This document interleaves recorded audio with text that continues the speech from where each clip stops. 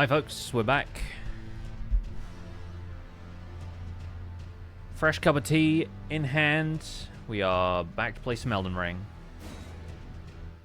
Let's get into it.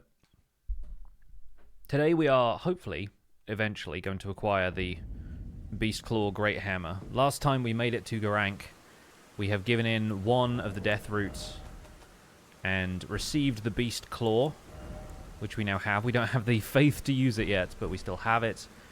And yeah, we did a bunch of leveling up. We have a pickaxe now. We have access to Altus Plateau. And the pickaxe is up to +3. It's heavy. We got loads of strength. And I think we need to start working on getting some shard bearers beaten so that we can make it to Lanedale and then mountaintops. So we're going to go fight Margit to warm up. Which should be nice and easy. Godrick will follow swiftly after that. I need another talisman pouch at least so we can start working on the build here. But at the very least, we have the physic tiers that we all need. And in theory, I could use my my Sacred Seal right now with the Faith Not Crystal tier, so I could actually give myself enough faith to use it for 60 seconds or whatever it is. Just going to sit at the grace before this guy hits me. Yikes. But yeah, right now I've got charged attack power because, yeah, chances are we will be using that too. No mana flasks for me. It's all strength all the time. We're two-handing the pickaxe. What's up, Seth? Welcome in. Foul tarnished. That's not you, Seth. That's the character. In search of the Elden Ring. Emboldened by the flame of ambition. Yeah, let's fight. We've watched this cutscene enough.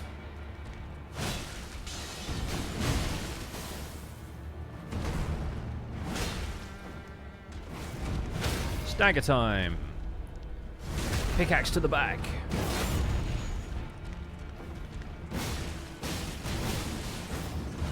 Well, I think Wild Strikes is such a fun skill for this weapon.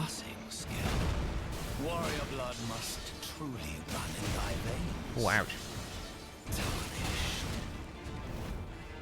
Need to heal up once.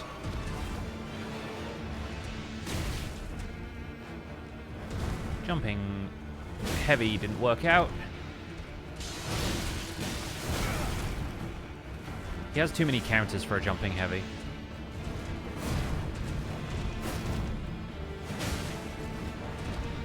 Just gonna get a quick heal in. No daggers this time. I guess I was at the wrong range. Oh, ouch. I'm more worried about being too close to the cliff edge. He turned directly into the head of my pickaxe. Okay, we got our talisman pouch. Let's go get let into Stormvale. Smoldering with thy meager flame. And let's go fight Godrick. Cower in fear of the night. It's tight. God, you breached. Well, but of course. Okie doke. Say hello to Godrick. Thought I'd done the usual and joined just as the Minecraft stream had finished, but a welcome Elder Scrolls stream instead. Not quite Elder Scrolls, but Elden Ring close enough.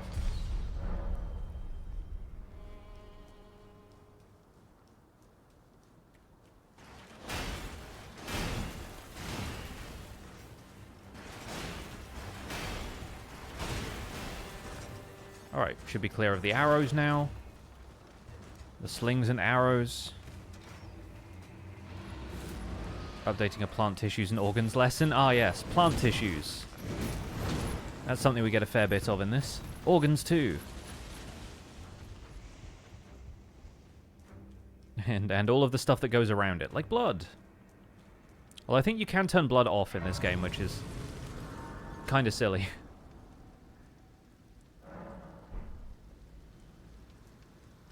Considering everything else that happens.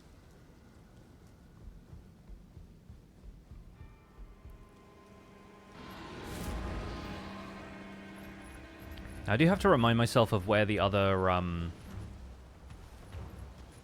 death roots are that we can grab, but I'm pretty certain the next ones are just in Liurnia anyway, so it's probably a good idea to get this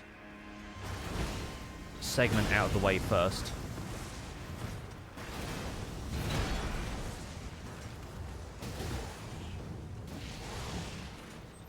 Alright, nice and clean through the entrance.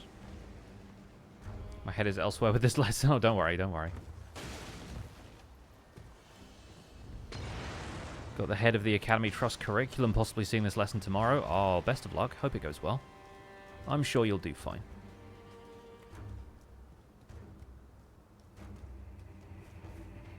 Gonna get followed by a guy. Oh no, not this time. Neat.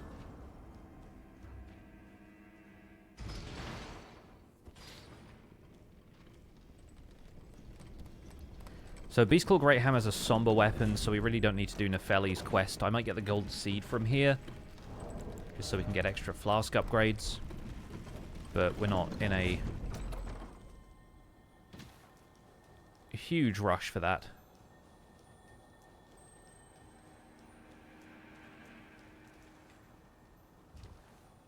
Well, I might actually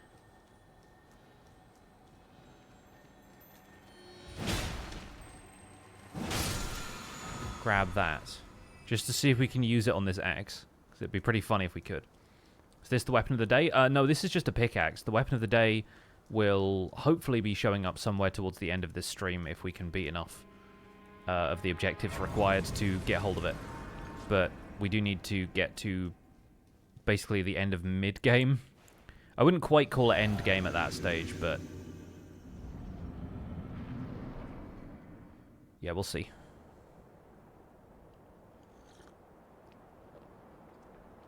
We need to get to the mountaintops of the giants and beat an undead boatman. Born heir. Lend me thy strength, O kindred. Deliver me unto greater heights. Well.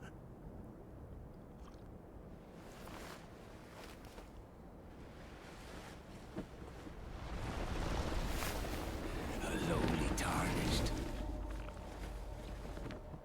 playing as a lord. Yeah, voice acting never gets old. Fully agree. I command thee, kneel! I am the lord of all that is golden. The lord of all that is edgy.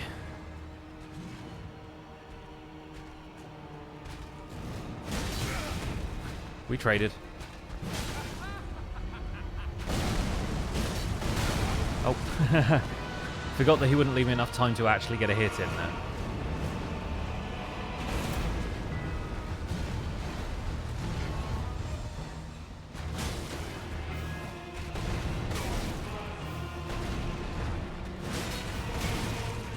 That's a combo that exists for when he has the dragon attached to his arm.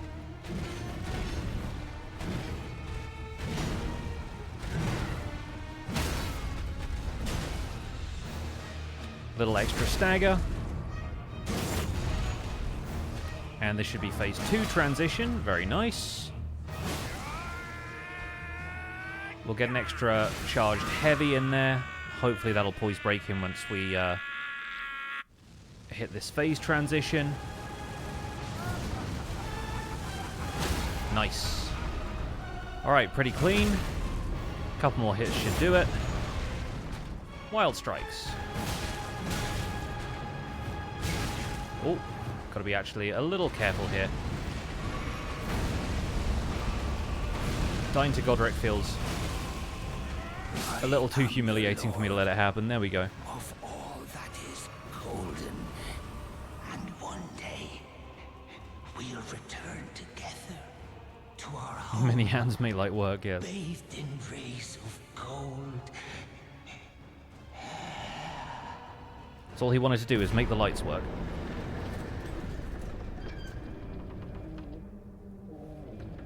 Alright, on to Liurnia we go. There is actually one that's still in Limgrave that I forgot about, so we'll have to go back and do Deathtouched Catacombs, but that's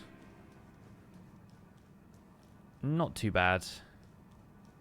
It's a Black Knife Assassin fight where the assassin is half dead anyway, so shouldn't be an issue. He's a bit peeved. Miffed, even.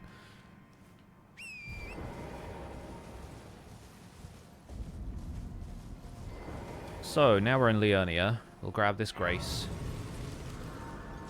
We will double back and do the Catacombs just north of Saint's Bridge. We do also have another talisman pouch now, so we can probably go and get the Axe Talisman, which I don't have yet.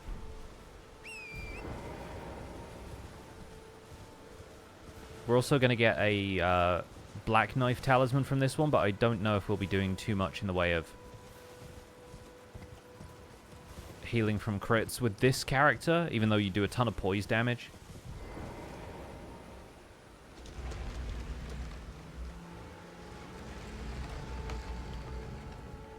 I think we'll save that for parrying with daggers and stuff. For some reason your mind filled that in as north of Sainsbury's, yes. We'll put 2 into Vigor. Just want to make sure we've got a good reserve of health.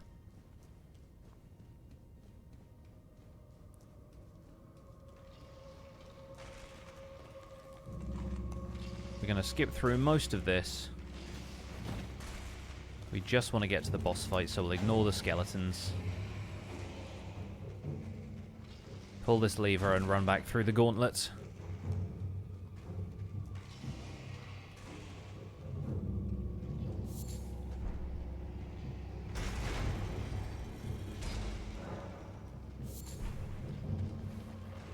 Take the blood roses just in case we want any more blood grease, but oh my days, there's a lot of stuff in here. Skeleton Cirque du Soleil has begun. Can hear them all running after me. The clanking of bones.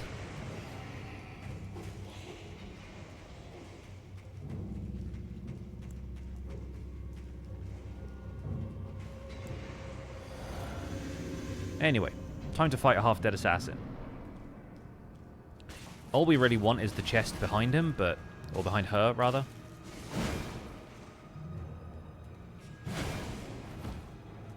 Alright, now you're trapped. Where are you going?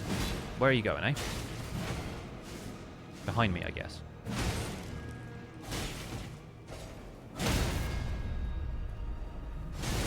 Good fight.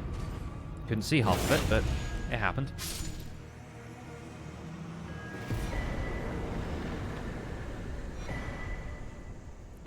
And from here, let us leave.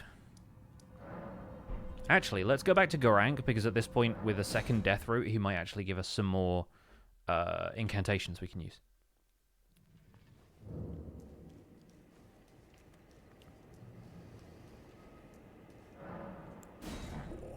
Feed me more death. Bestial slaying! Alright. We can now sling some rocks, provided that I have enough faith to use it, which I currently don't, but we'll get on the board at least. And now back to Liurnia. Give me a death route, no one gets hurt. I'm going to get very hurt by that guy later, because he does attack you after you give in, like, the 4th death route, I think? It's something like that. Which is one of the reasons I'm leveling Vigor, because he's a bit of a pain. He normally, like, after he's done enough damage to you or you've done enough damage to him, he kind of quiets down, but it's still a irritating set of circumstances to deal with. You kind of get a preview of the Beast Clergyman moveset, which I'm still not the best at avoiding, especially not in such an enclosed space.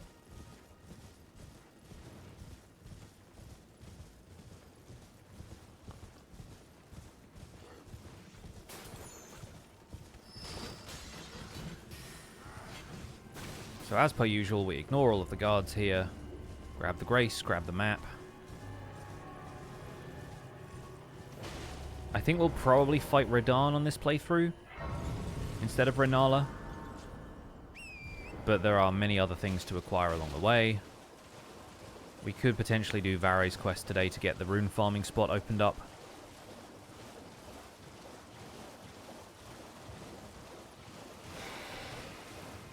Really rather not tangle with these guys as we pick up the map.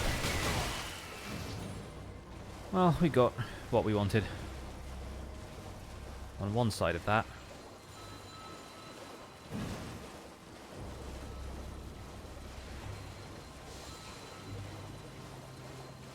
I don't think we need the Dex not Crystal tier this time, so let's just mosey on. Oh. Almost got Wraithcaller. Almost.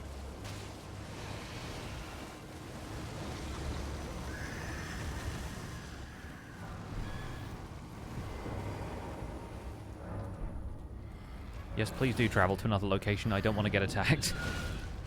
Yeah, there we go. So from here, we grab the Grace.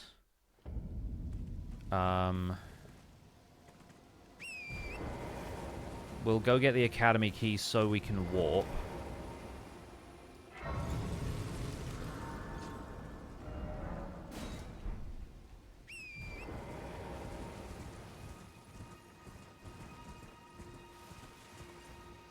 We can also go and get a bunch of upgrade material for the pickaxe because we will need it to do more damage.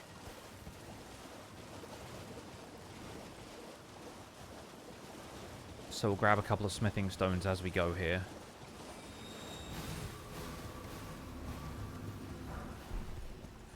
Yeah, that should at least get us to +5.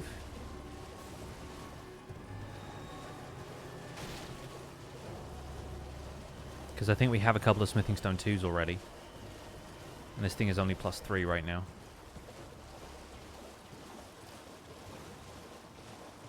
But we'll need to do the usual dragon heists.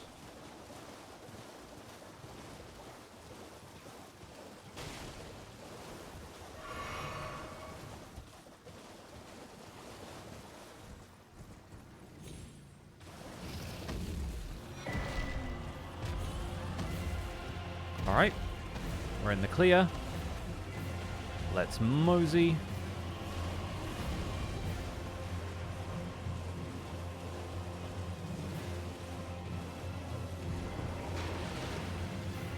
Rest here just to get the boss music to go away.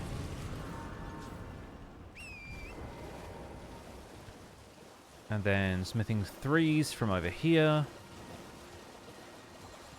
A couple more 2s from the lobster gazebo.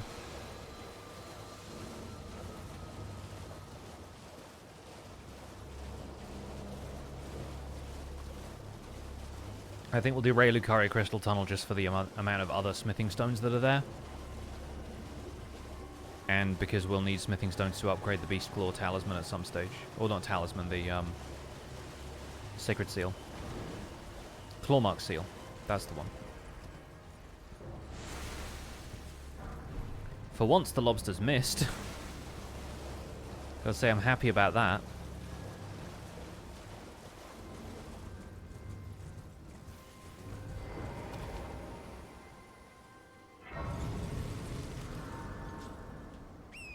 Yeah, I don't think we'll be killing too many of the dragons on this playthrough. Not necessary to acquire the death root anyway.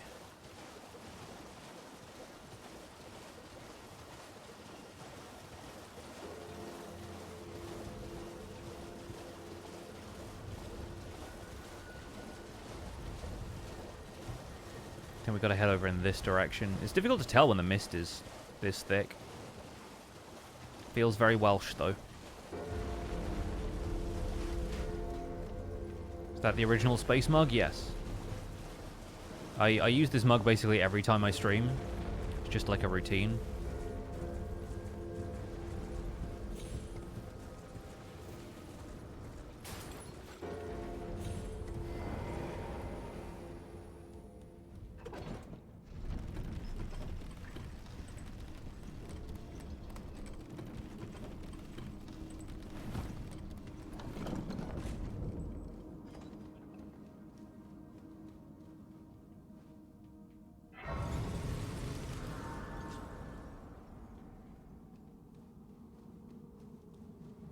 Alright, we'll skip those. Actually, no, this is a good place to get the Sombers, isn't it?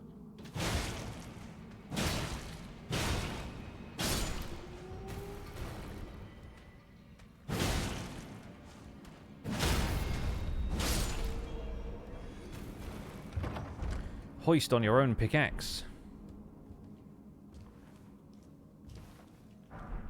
Cool.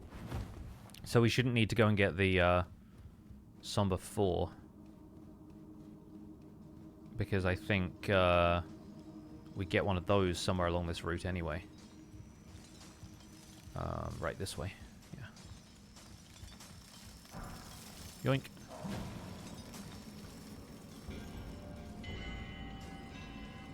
Bonker, this thing is so satisfying. It is. So the reason I chose the pickaxe is that it's in a similar category as the Beastclaw Greathammer, the weapon that we're going to be using later. And it has a very similar attacking range. So that I don't get too used to a weapon that has better range and then run into problems when I can't, like,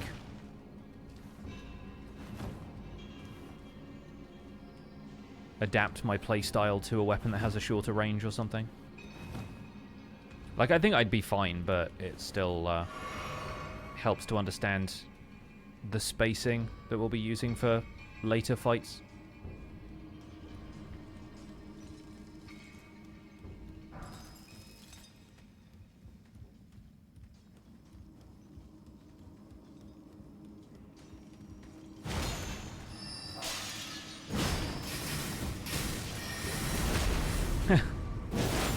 Kind of gave us that one for free, I think.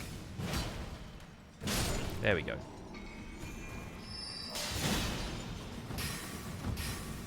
This is also kind of going to be practice for Bloodfiend's arm, which is going to be a DLC weapon that has a very similar moveset.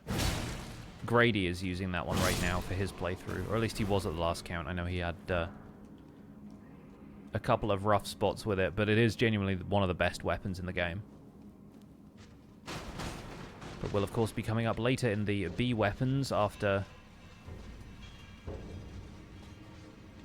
some of the other blood weapons, I think.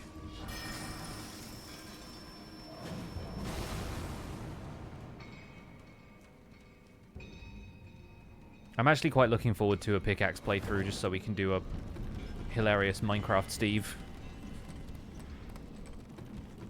playthrough. It'd be fun to do all of these mining tunnels with the pickaxe as well in the full Minecraft playthrough. But on that one, I'm only going to allow myself to use stuff that is in Minecraft, so we can have a pickaxe, we can have a crossbow. Obviously, bows and arrows are fine.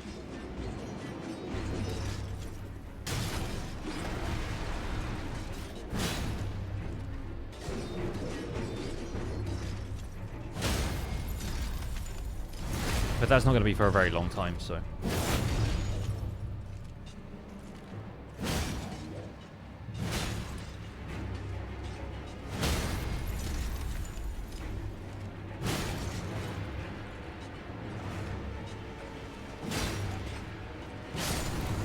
Nice. Good fight. Pretty clean. We will head back to South Ray Lucaria Gate. The Tibia Mariner fight we want to do, I think, is up here?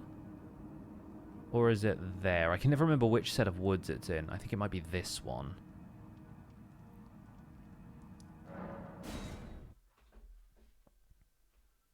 What was the name of the original survival guide town? Founder's Forge? You mean that one?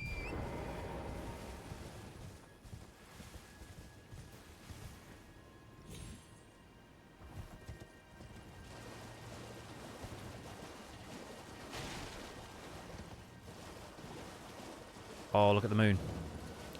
It's a Rani evening.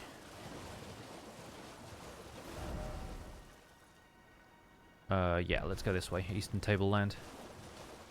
Moon big.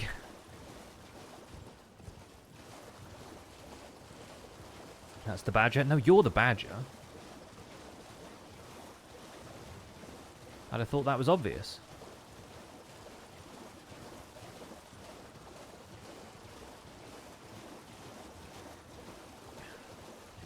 Yeah, no light pollution in the lands between. Despite the Erd tree. You can see all the stars behind it somehow.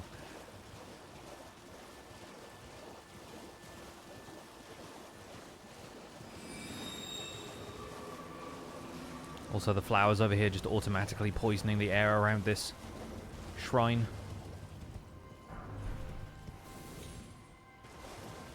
Doesn't matter to me. Also, they've got the firefly bushes in this.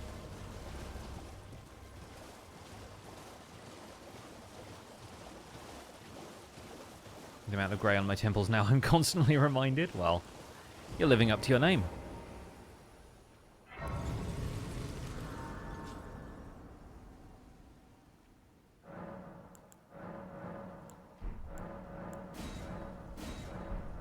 Yeah, we didn't get the golden seed from Stormvale after all. I was planning on going back and getting it after Godrick, but then I just left in a hurry, so it doesn't take much to go and grab it.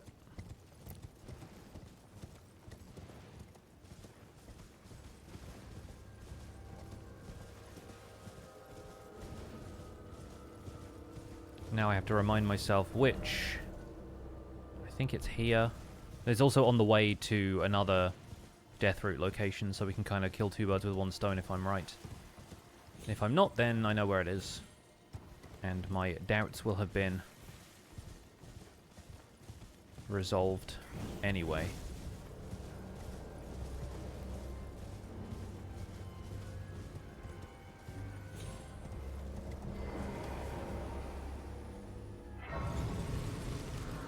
Tag this.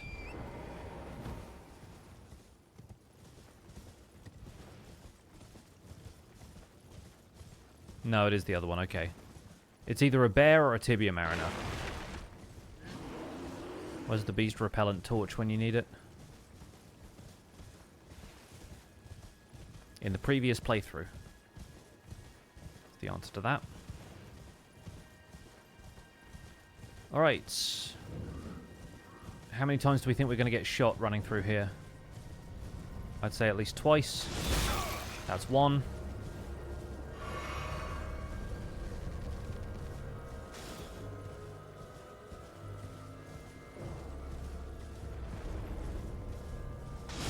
That's two, okay. Prophecy fulfilled.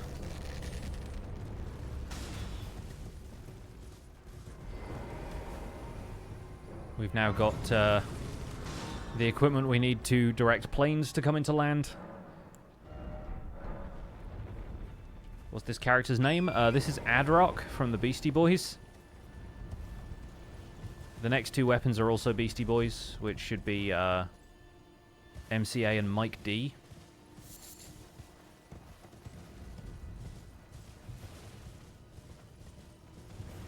But I did not look up what the Beastie Boys look like, so the likeness for the character is not a an approximation. It was just me putting a character together in a hurry.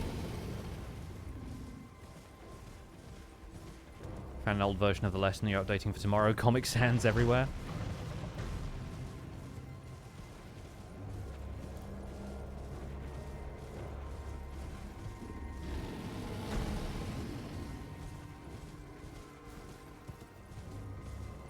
It's when you find something with word art on it that you're like, oh, wait a second. This was made in the 2000s. At the latest.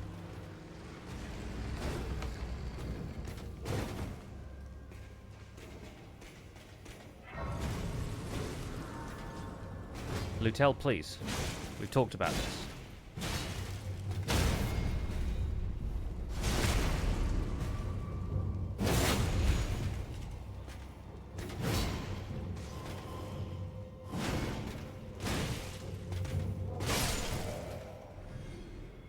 Great.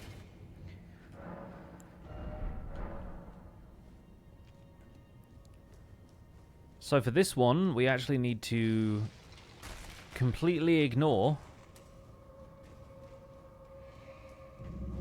the main boss fight. I mean, first of all, we're going to go and take out the necromancers because they are the reason these skeletons keep respawning.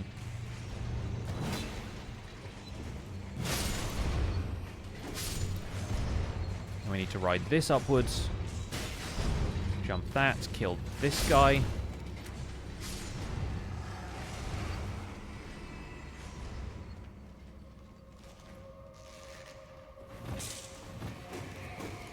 this guy.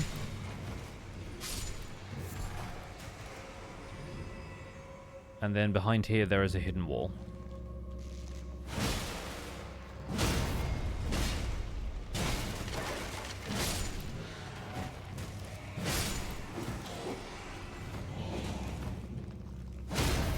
Nice.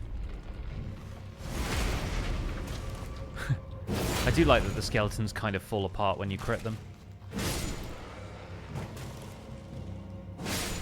He'll be in bits tomorrow.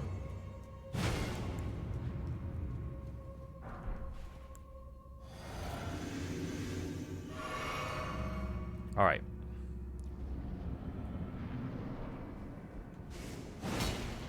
Slightly healthier Black Knight Assassin.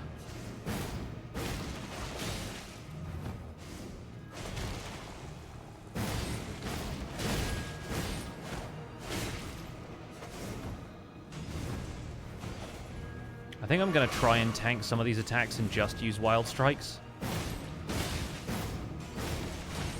See how well that goes for me. Not well, I guess.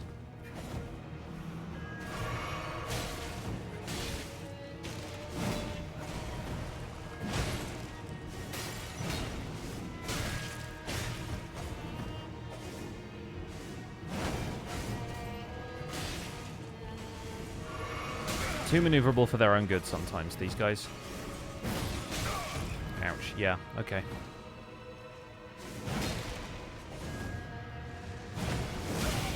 Ah. Yeah, I thought so. Okay. We'll do that one again.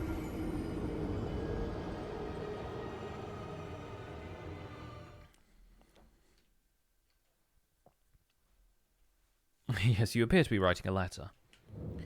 I think... Yeah, no, we'll try and do this fight as is. We can also upgrade the weapon a little bit more if we want to.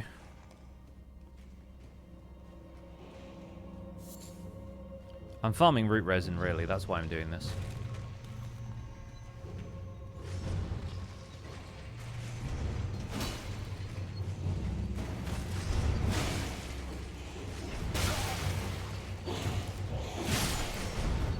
Man, I was really hoping the guy would get hit by the guillotine there.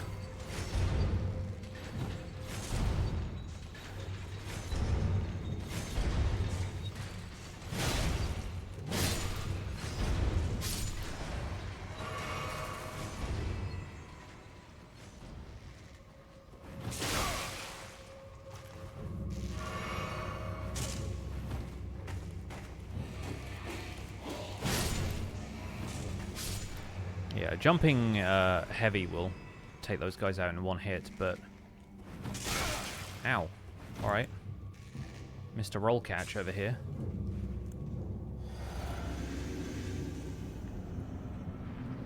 This time... hopefully we deal a little bit more damage.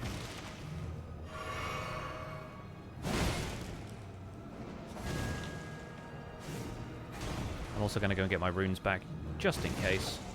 Because at this point, 9,000 is a decent amount.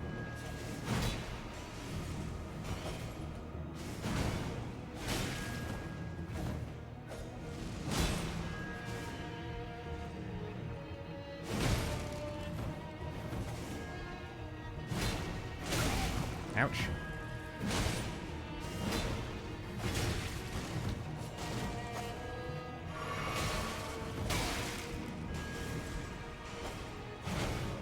Okay, can't hit him with that.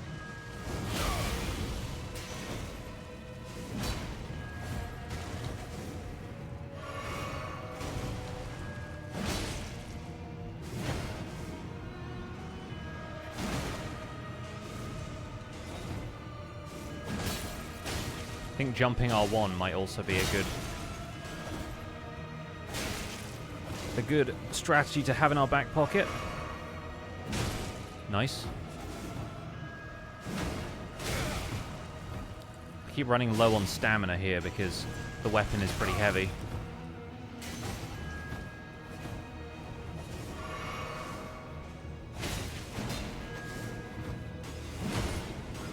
Slow versus these more dexterous characters.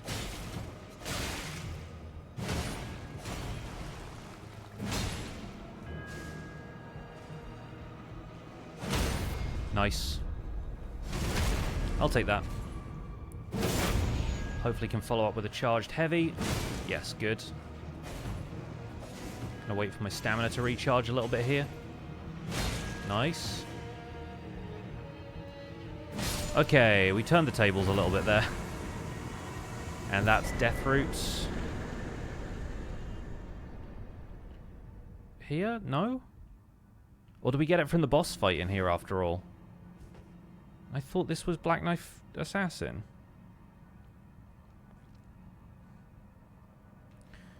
Maybe it's not. Oh well. We got that anyway.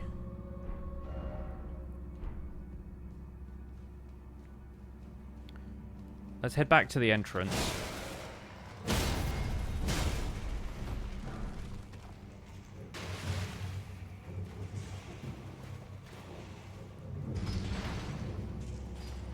And we need to activate this lever anyway, so...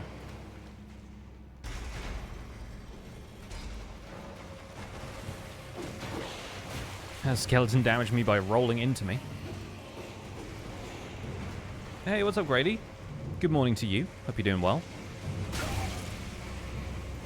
Saw that you'd hit Malenia on your bonk playthrough now, which is exciting times.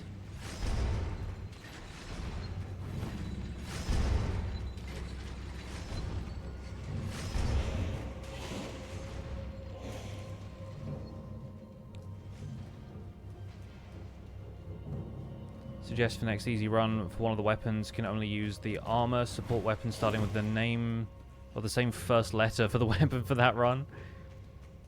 So yeah, once we get to something like Bloodfiend's arm, we can only use weapons and armor that start with B. That's kind of fun. I like that. The gauntlet begins? Oh yeah, I bet. You're going to get so good at that fight, though. I feel like I never do that fight on this this challenge because I'm mostly just doing the bosses I need to. And if I don't need to fight Malenia, then I won't. Oh god, yeah, I forgot.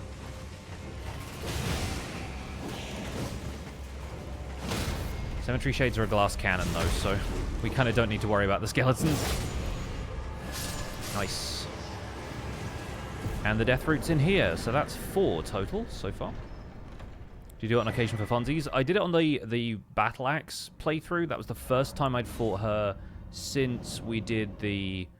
I did like a collab playthrough with Seamless Co-op with Zloy XP a while ago. And, yeah, like, we went to the Halig Tree because why wouldn't you? It was more him exploring the game for the first time.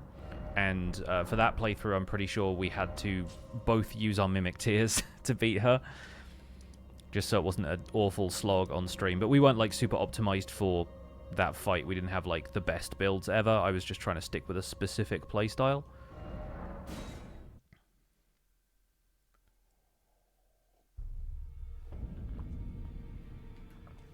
Doomwalker, to answer your question, I'm not planning on playing Kingdom Come Deliverance 2. I have too much going on with just Minecraft and Elden Ring without introducing any more games. Until it would drag you across the far, but so brave, seek to become lethal.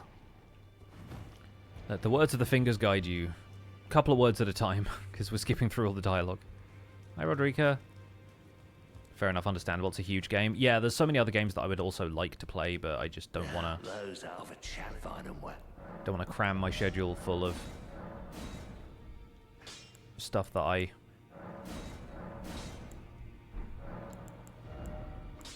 not gonna like find a great deal of people watching because there's so many other people playing newer games, you know. Like if it's gonna distract me from Minecraft, which is my sort of chief source of interest and revenue, it kind of needs to be worth my time to do that, and yeah, I worry that my central audience is going to be left lacking the stuff that they find interesting. Plenty of other streamers to watch it. Exactly, yeah. That's the thing with variety gaming. It's like it's a much more difficult market compared to something like Minecraft, where I found my niche And a lot of people will come to me for that. That's sort of where I'm at with it. Okay, pickaxe is now +9. That should get us through Radahn, at least. We have... It's this forest here, I'm pretty sure, is the one we get the death root from. So let's go to Laskia Ruins and head east. But yeah, I think Fwip got in touch the other day and said, hey, are you interested in playing Heroes of Hammerwatch 2? Because he was, like, loving that game, apparently, and had, like, 40 hours in it already. And I was like, it looks like 100% my kind of thing, but I cannot play any other games right now.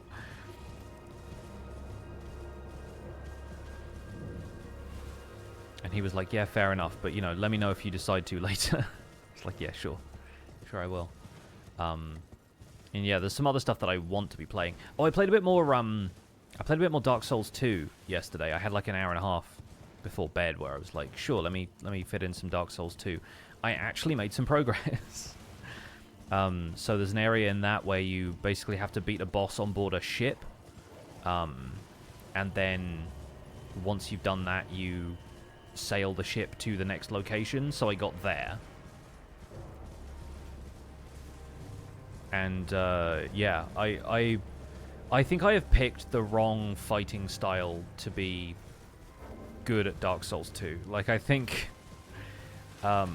much as I love it in Elden Ring, perhaps because I'm familiar with Elden Ring, the dual Cestus playthrough that I'm doing on Dark Souls 2 is probably setting myself up with some kind of difficult challenges, because I just don't have any range.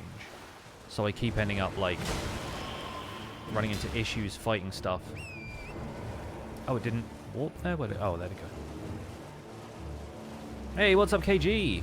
I was lurking in your stream earlier. I think you were just about to fight Malekith. Hope your latest playthrough is going well.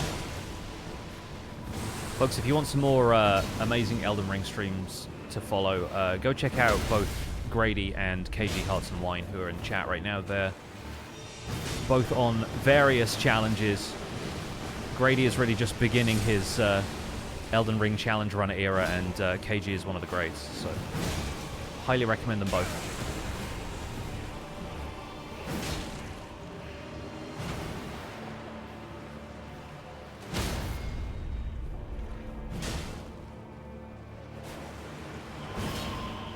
Alright, where have you gone now?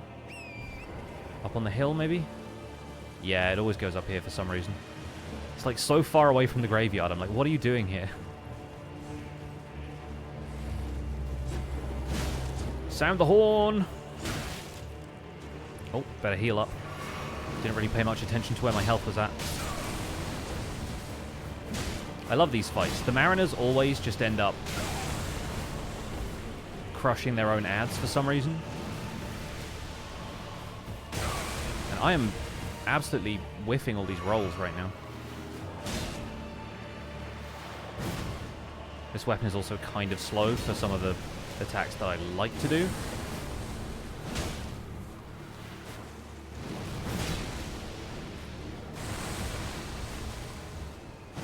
There we go, alright. Get a Wild Strikes in here to try and chip away some more damage. Oh, so close, come on. Where did you go? Oh, not that way, that's the crab.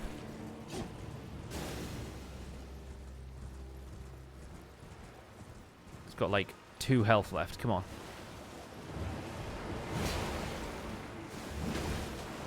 Seriously? Hello? Thank you. And simultaneously, they all died. I was also just one-handing that entire time, which is probably why it wasn't working so well. Let's go get killed by Garank.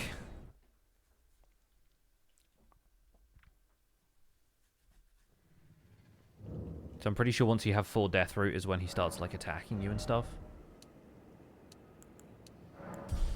We'll definitely need some endurance for later.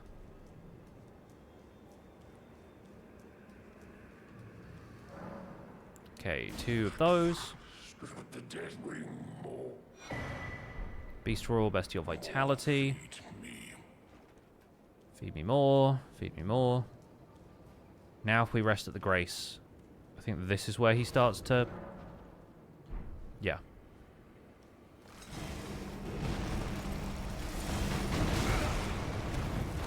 God, that does so much damage right now.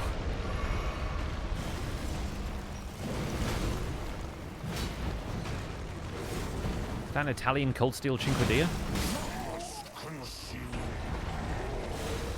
Yeah, I'm not ready for this fight. You've never seen this? Yeah, he, after you feed him 4 Death Root, he attacks you, and then if you deal a certain amount of damage or you die a few times or whatever, he will, he'll, like, reset. It's kind of like a jump scare, basically, but you can't, like, full-on... If you decide to attack him here, you can fully kill him, but normally he just, like... He wails a little bit and then leaves you alone.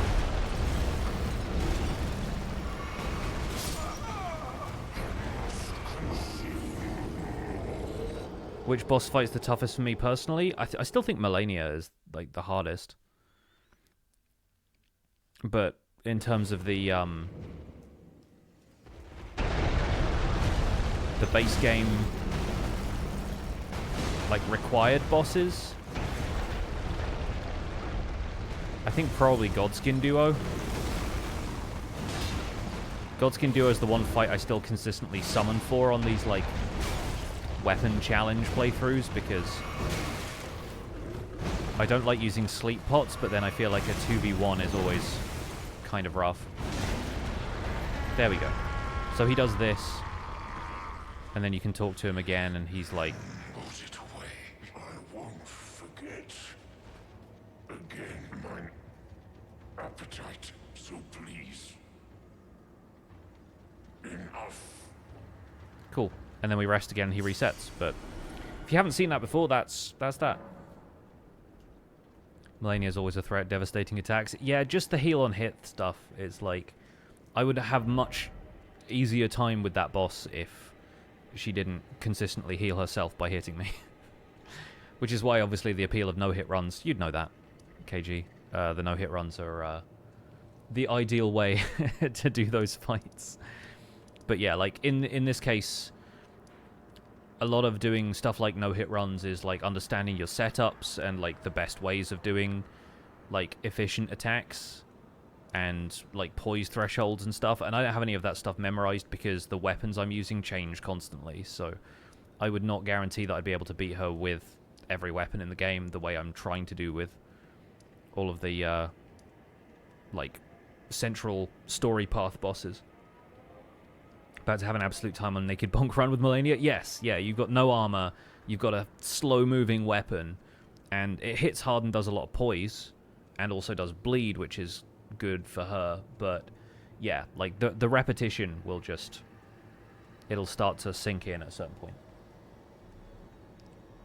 Each weapon you have to relearn the fights, in a sense. Yeah, totally, it's about... You're constantly changing up, like, the timings, the setups, and, in this case, I'm going to go and get a different talisman now because the one I'm using is not really benefiting me at the moment.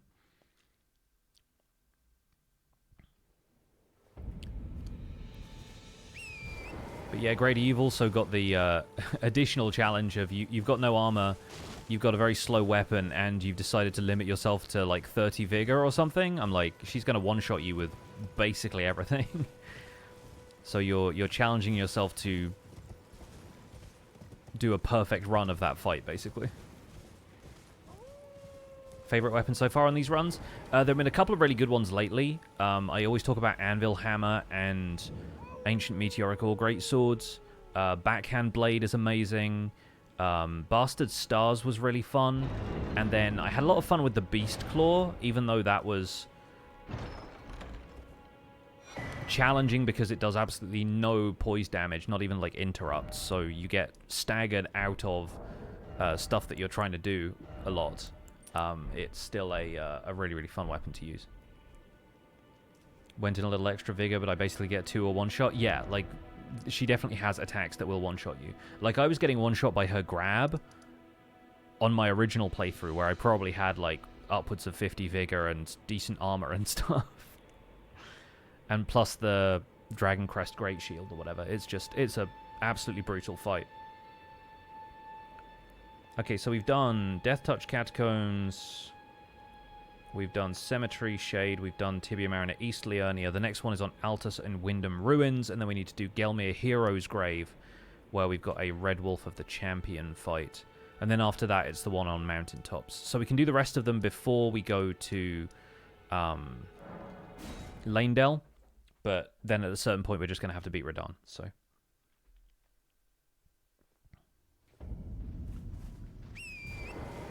So let's get to it.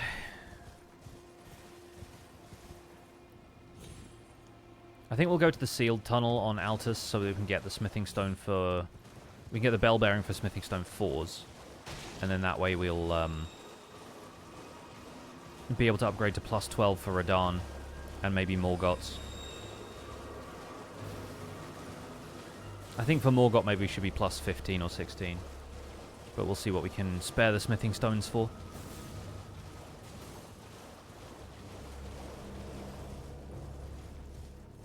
So here's this guy. You claim what? My words are truly, I believe. Even just mash through this. Which means I end up jumping. Give it a try. And if it I've high. Alright.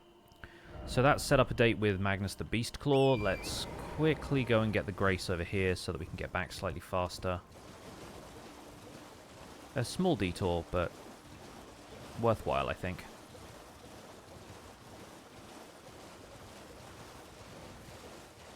Yeah, obviously at some point we'll be beating Malenia once or twice on these playthroughs because the goal is to get every weapon, so Hand of Malenia is involved, and for one of the other playthroughs I want to get all incantations, probably for the Finger Seal, since you start with that on the Confessor or Prophet, so... Similar to what we did with Astrologer stuff, where we got every sorcery, I want to get every incantation. But that's not until the F weapons, so that's going to be a long way from now.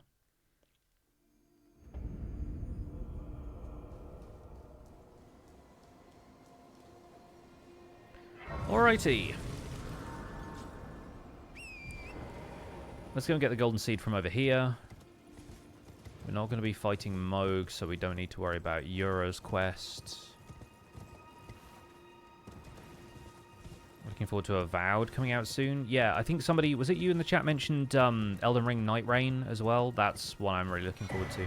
That's probably the exception I will make to, like, not playing any other games. Because I know a couple of other people who are interested in playing that, so I will definitely try and team up with some people.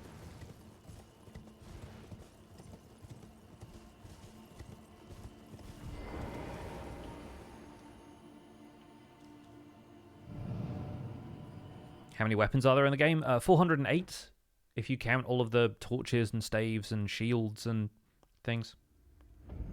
The only shields I'm counting as weapons are thrusting shields, but they do still count. Just a few, yeah. Which is why I'm doing it in alphabetical order, because doing it in random order feels like... I've got to keep track of the numbers that much more closely, you know?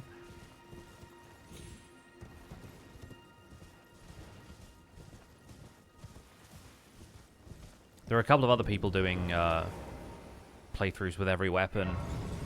40 Enjoyer and R. Kirby, and I don't know how far each of them has got or what they use to randomize the weapons, but yeah, they're doing... They've done more than I have at this point, I think. Be crazy to keep track of all of them. I think probably the smartest way to do it is whatever you're using to randomize it, whether it's just like an online randomizer tool or something. You plug in all 408 weapons, and then every time you beat it with one, you just delete it before you hit randomize again.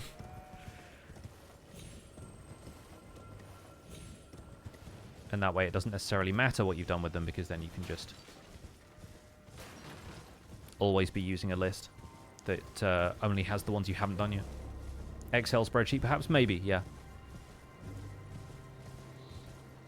I was rewatching the first A-Z playthrough Astrologer stuff. You marked like 20 hours per weapon. Oh yeah, now I'm doing it in like 6. Even the Beast Repellent Torch playthrough was only just 6 hours long. I think under 6 is probably like a really solid playthrough. We'll go and do the Vike fight now, just so we have access to Church of Inhibition and that extra Sacred Tier. I think there's one Sacred Tier I didn't have yet. Although I could be wrong. Because we just got the one from Bellum Church. We'll have this one. 2 from Altus, 2 from Mountaintops. Yeah, I think we're fine. Wait behind the rock. And go.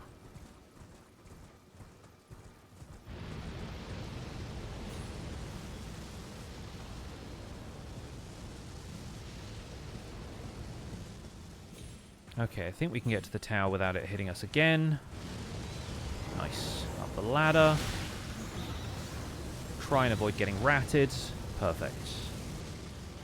I think the all bosses run was still quicker than Astrologer stuff. Yeah, because in Astrologer stuff I didn't quite know what the plan was.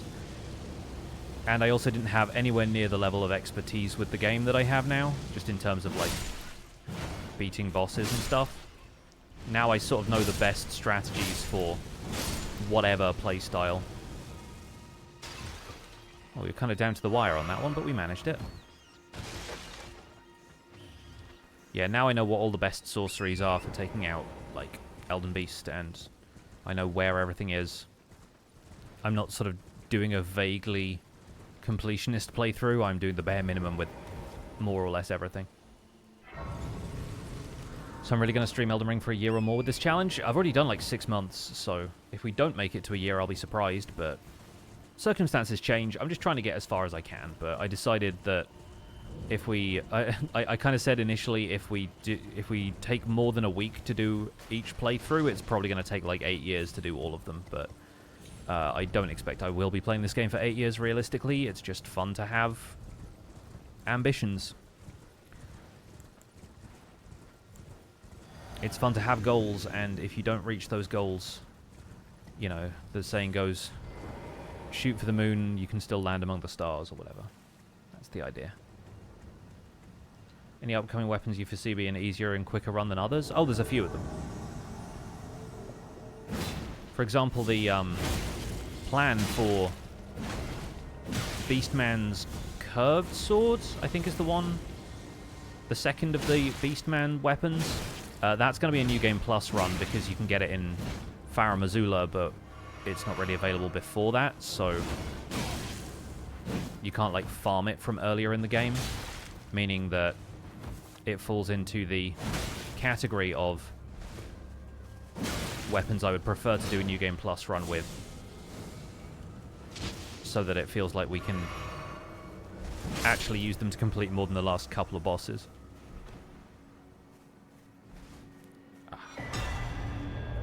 In this game, you can literally shoot the moon. You can.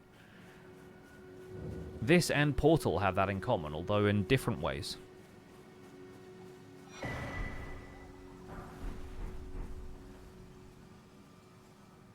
Yeah, I was there 3,000 years ago. Okay, deck to lifts. And we've got Wyndham Ruins, pretty easily accessible from when we get off the Dectus lift. Tibia Mariner there, and then what's his face? Red Wolf of the Champion. Farm for weapons that drop before starting the challenge? Nope. Every weapon so far has been a fresh character, even Axe of Godfrey, which would have otherwise been a New Game Plus run because you get it from the second to last boss in the game. I did that one as a randomizer, so we got the weapon way earlier than we would have otherwise. Can you put the weapons on display or anything like that just in your inventory/menu? I mean, I can do that. Does that help? I don't know what you mean by on display.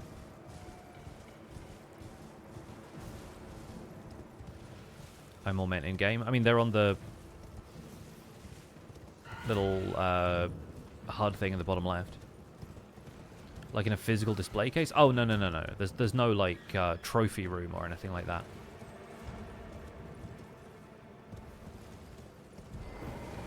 The hub area of this game is something that you don't, like... You don't get to decorate or anything like that. It's not that kind of game.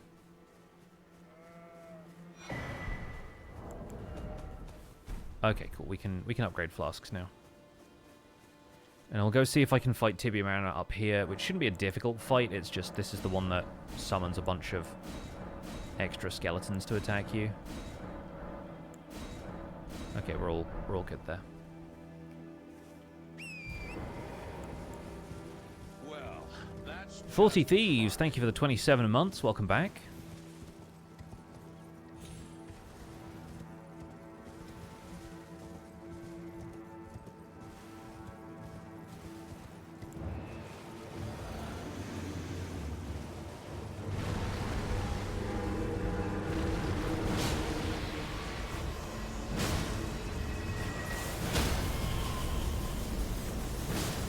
I think Wild Strikes is going to be it for this fight.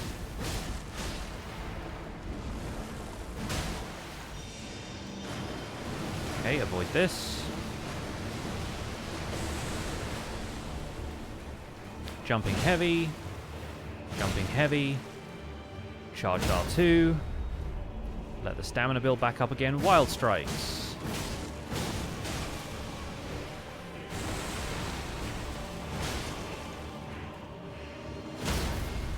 Nice.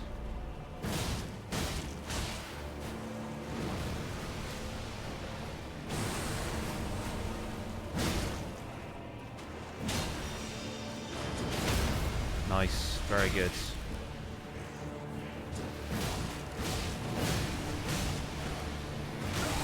Oh, Magic Pixel saved me. Thank goodness for that. Okay. Whoop. And one last R1, and the entire giant skeleton thing dies also. Death route number 5. Wonderful. Now, I think Gelmir Hero's Grave you get to from... Can you get that from Seethwater? Or do you get it from Road of Iniquity? Either way, let's go and do the Lanedale loop, fight Magnus the Beastclaw, and then we can get to... Yeah, I think we can turn the corner up near where you get Golden Vow, which we'd probably get anyway because it's Faith playthrough, so... Speaking of which, I should probably put some points into Faith, shouldn't I? Because we need 10 Faith to even use the seal that I've got right now. DLC weapons are awesome, but you have them for such a short period of time. They're meant to be New Game Plus weapons. I am going to argue that it is better to try and get to the DLC as soon as possible. You can get there by only fighting, basically, 3 bosses. Oh, well, 2 bosses, really, but, like... It is much easier to fight the second boss if you've fought a 3rd boss so that you can get into Lanedale, get Mohg's Shackle, and do that fight a little easier. Which is what I typically do on my DLC weapon runs, but at that point we've only beaten Godrick, Radahn, and Mohg, and, I guess, Draconic Tree Sentinel, so with the DLC weapons I do everything from Morgott onwards. And I'm pretty happy with that as a cadence for it. Like, I'm at the point now where, thanks to the video I found on the Soul Obsessions YouTube channel, I can get to the DLC within 2 hours. Using Bloodhound's Fang and a couple of really neat tricks. And at that point, you can go and get a weapon and still fit in a decent run of the game. And even some of those have been, like, some of the faster runs. Like, Backhand Blade was our fastest run. I think it clocked in about, like, 5 hours 25 or something like that. And then, I think Banished Knight's Halberd was faster, but only just.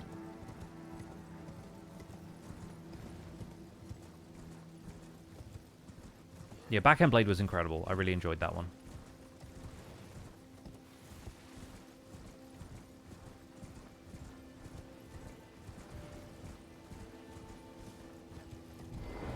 Right, let's take the Grace and go this way. We're going to be getting into Lanedale later anyway, so I'm not going to go and grab all the golden seeds now.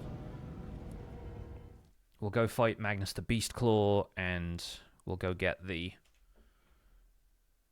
Red Wolf of the Champion fight done as well while we're there. Say hello to Goldmask.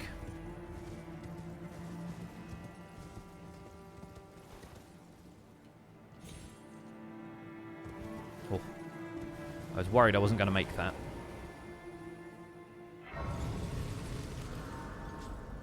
But yeah, there are like 100 extra weapons in the DLC that we have to go and get at various points. The next one is Black Steel Greathammer, which is one of the giant, like, plus-shaped hammers that the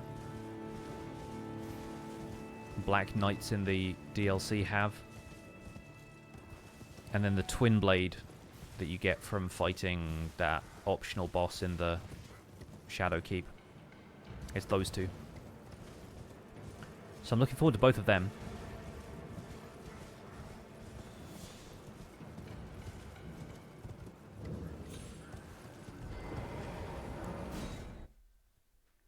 Do you do blue steel when wielding black steel? I was considering making one of them Zoolander.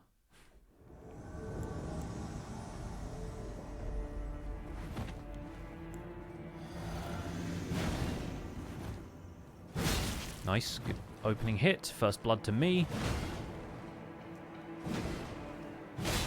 Nope.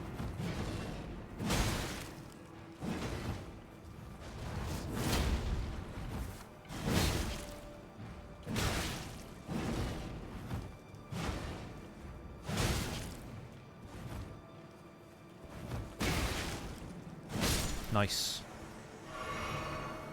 Almost a flawless fight. I'll take it. Great Stars is such a punishing weapon. If you let him hit you with Lion's Claw, you basically get flattened.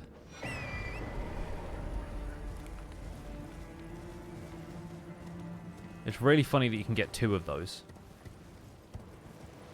Because there's one in the carriage that those giants are pulling back there, and you can get one from that invasion. So it would be really funny to dual wield those when we eventually get to it. That's like 2/3 of the way down the G's, though.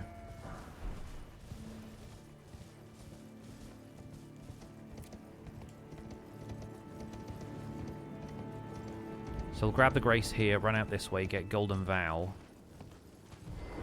And then I think we have to go up the ladder here to get to Gelmir Hero's grave. I'm hoping that we're good enough shape to actually fight the Red Wolf that's up there, because Gelmir is a slightly more advanced area to be in. So I don't know if I'm quite set up for it, but it's pretty easy to get there, so we'll see.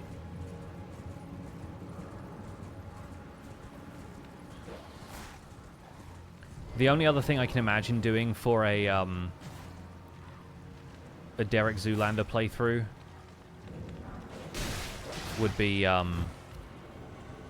playing the entire game without being able to turn left, or whatever the thing is. Is it turn left or turn right? I forget what the thing is in the movie.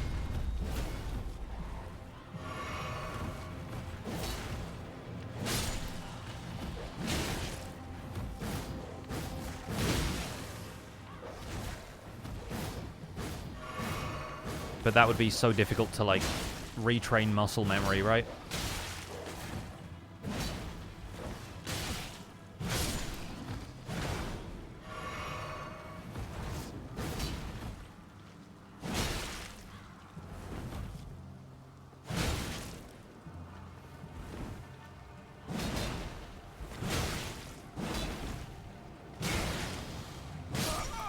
Oh, so close.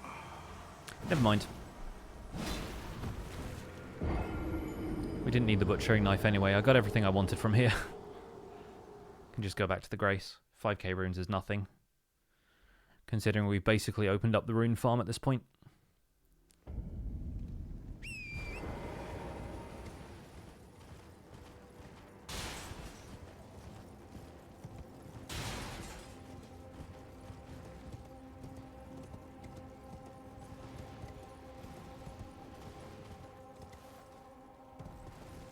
sneak up round here. Jump on this ladder. Oh, no, you don't.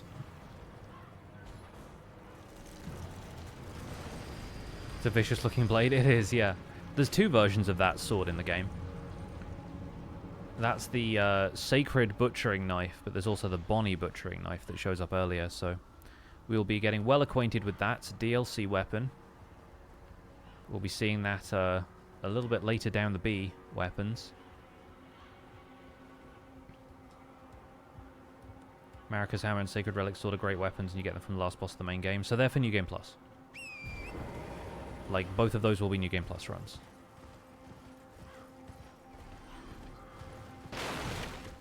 The way I see it, we can just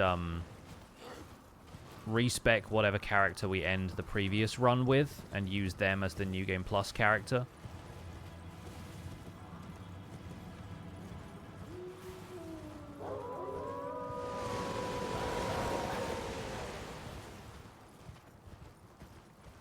But yeah, the plan is to do that with any weapons that are acquired after Fire Giant. So anything that you can only use from like Farum Azula onwards.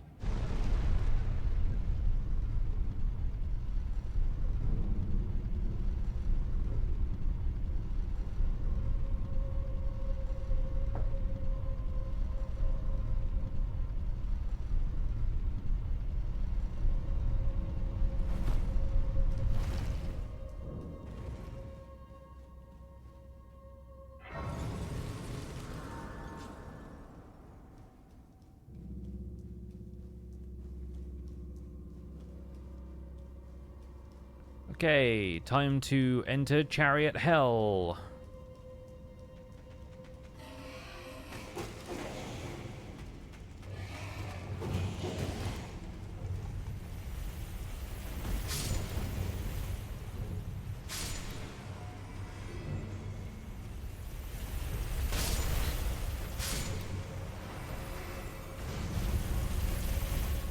This place is pretty funny, I'm not gonna lie.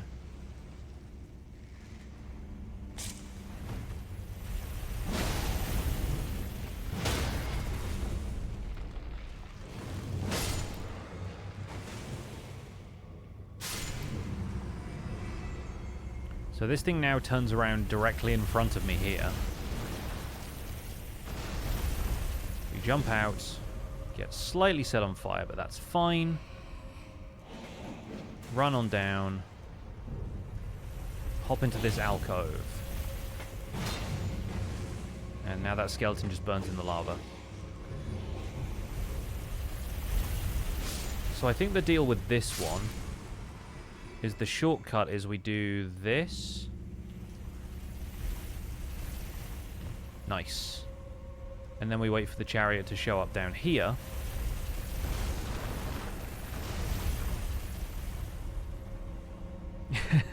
What's up, Toz? Good day to you. Was that in like a Willy Wonka, you lose, good day, sir? How's the snow? I was lurking in the snow cam feed for a little bit yesterday.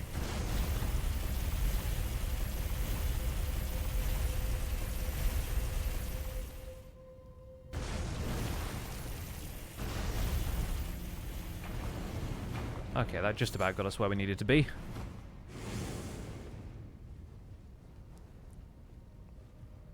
And now we see if we can fight a big fox.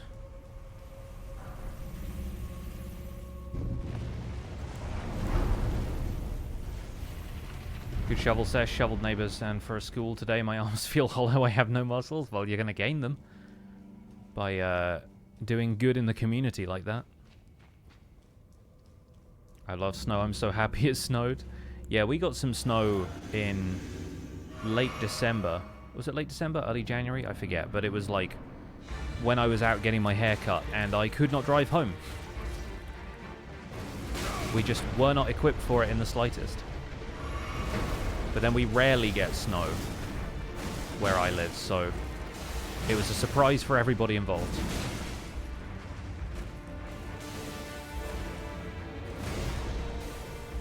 Especially for my barber, who also couldn't get home.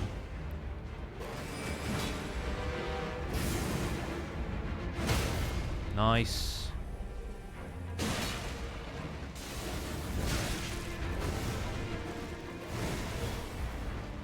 Wild strikes.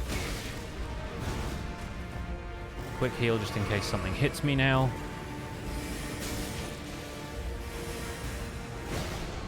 Doggo down.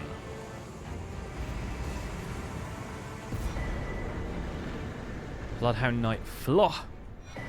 And there's our 6th death route. So now we're good for mountaintops. That went pretty well. I honestly did not expect it to be that weak, because I don't think this weapon is doing a ton of damage yet. But yeah, fortunately, that went pretty well. So from here, I guess, we'll head back to Vare, get the rune farming spot unlocked, maybe get ourselves to a higher vigor threshold before we fight Morgott. And we need to do sealed tunnel just to get the bell bearing, so that we can level this weapon slightly more. But then I think we should be good to acquire the weapon at least on this stream. See what we can manage, yeah? Oh, I'm glad. You have a... I wish to... A knight luminary... So. Now. For normally that... I choose Vike's Maiden. The blood of anyone's maiden will do. Fortunately, we have the blood of anyone's maiden.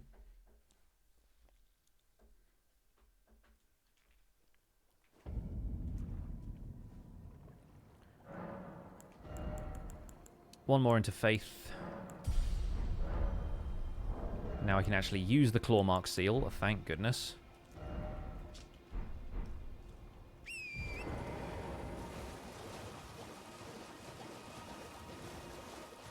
I think I might be able to fight Morgott in my current condition. We do still have to go and fight Radahn. But, it'd be a bit of a slog to fight Morgott like this, so... You've complained with this a knight. Now, this... No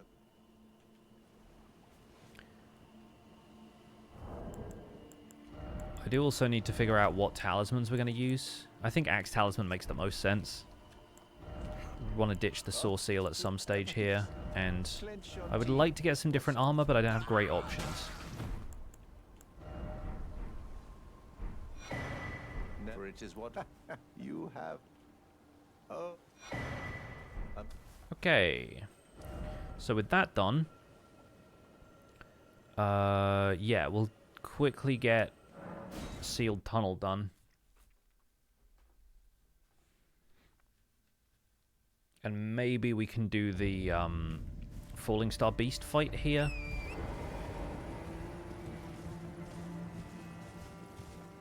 Because that'll get us some smithing 5s that will at least get this pickaxe up to reasonable standards. And then we'll farm a few runes just for endurance and vigor and stuff. Shut up. That guy was about to toot his horn at me. I saw him.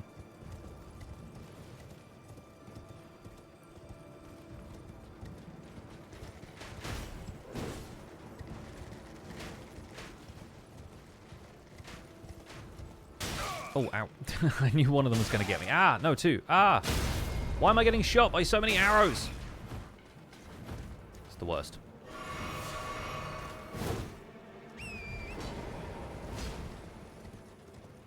I used to be an adventurer like you. Playing on PC or console? I'm playing on PC, but with an Xbox controller, because I can't play games like this with keyboard and mouse. It just doesn't make any sense to me.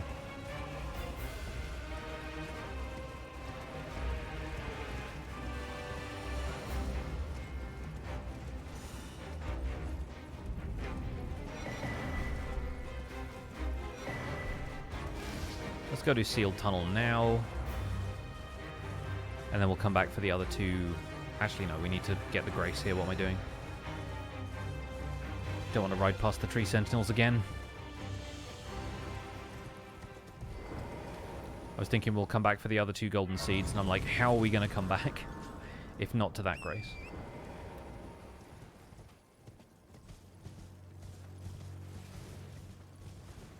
Yeah, I have a PS4, so I do have a console technically capable of playing this, but it's not hooked up to my PC, so... That would need more capture hardware than I currently have. I have streamed from my Switch once, but it did require me to plug it into the capture card I use for my camera.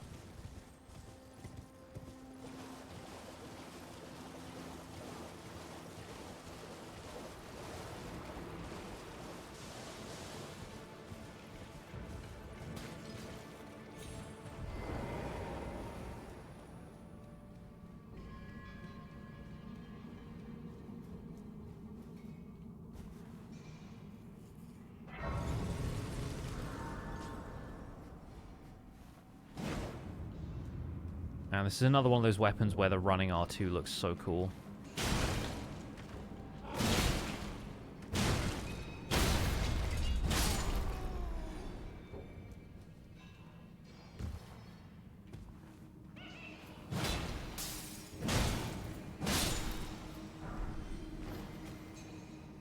Grab this. I won't worry about getting the statue down there broken because that's smithing stone 6s and we shouldn't need those for this weapon.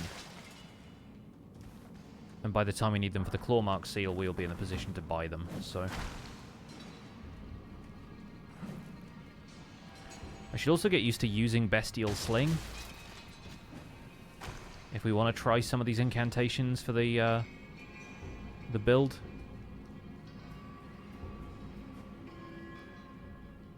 Isn't that Pokemon? Yeah. Yeah, I played a bit of Pokemon Scarlet on stream at one stage.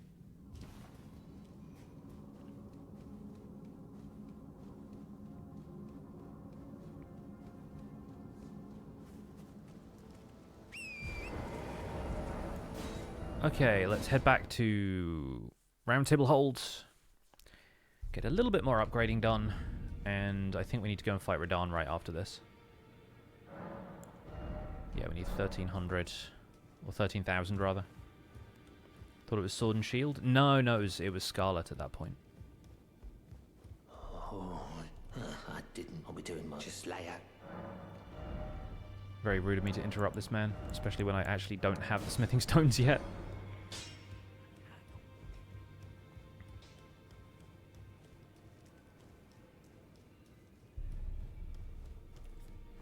We'll definitely beat Radahn if we're at plus 12 on this weapon. I don't know if we'll beat Morgott.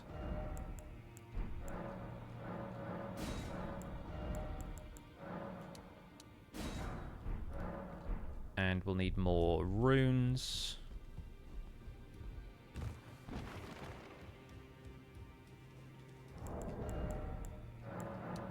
It's going to be more than that, I think. We'll get 2 levels, maybe. Back all no matter. Oh, not quite.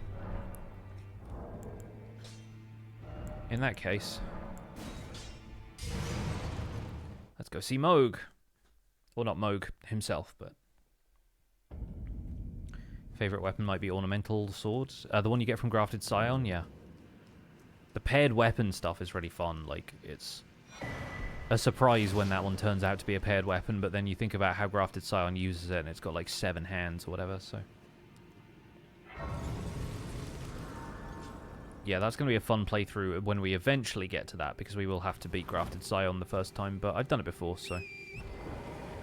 The goal is to acquire the weapon for the run, like, as quickly or in a streamlined a way as possible. So, yeah, my goal for that playthrough is beat Grafted Scion first time. We'll see how it goes.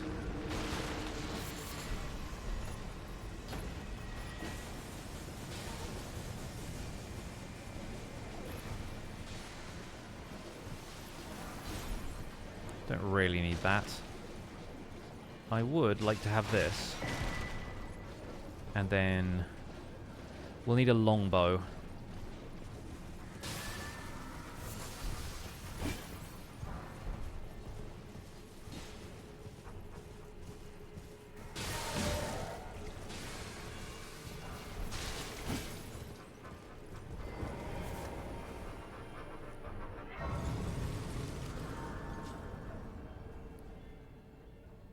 So I'll need to go back to the round table hold and buy one of those.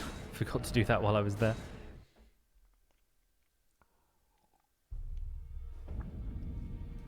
Excellent. I think I maxed out on arrows already, so... Oh, we should probably go and fight the Cleanrot Knights in Caelid as well.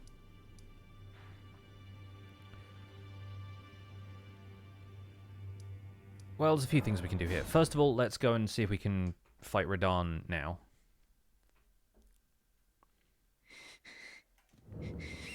So we're going to do this the speedy way if I can manage this.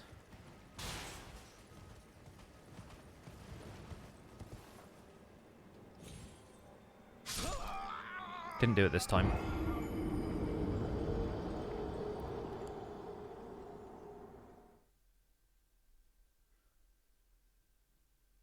Really wish I was better at this, and I've done it a couple of times before. Again, I just don't know what I do wrong when I do it wrong.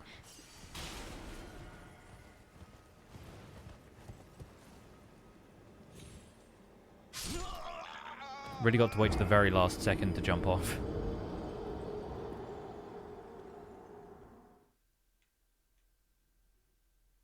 Not quite frame perfect, but close.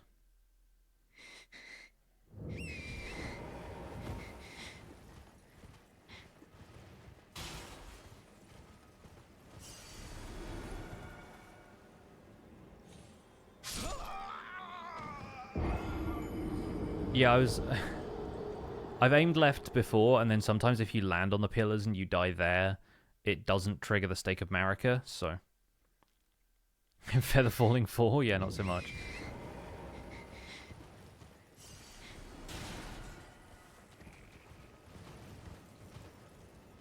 That one I didn't even jump, so not even worth trying. Yeah, the bunny slippers from Fantasy Minecraft SMP is what we need.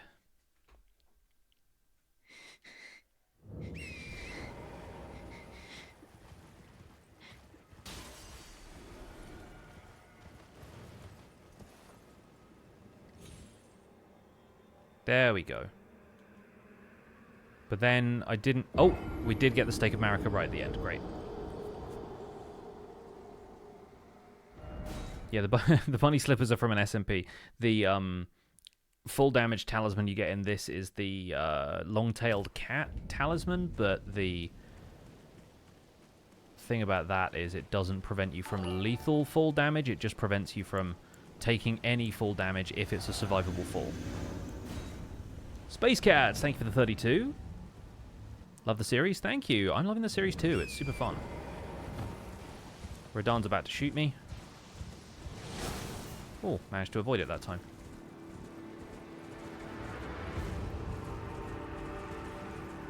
Summon the boys!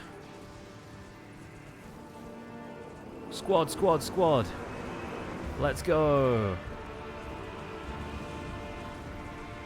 There's another summon sign over here somewhere.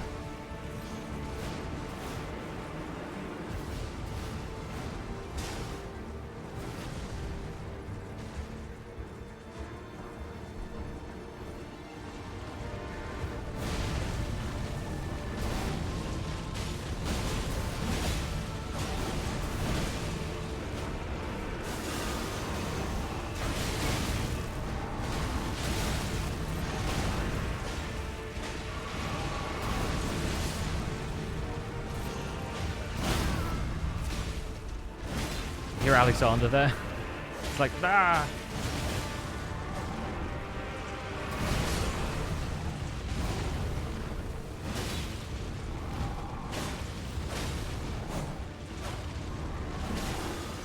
He's having such a hard time, like, deciding who to attack here.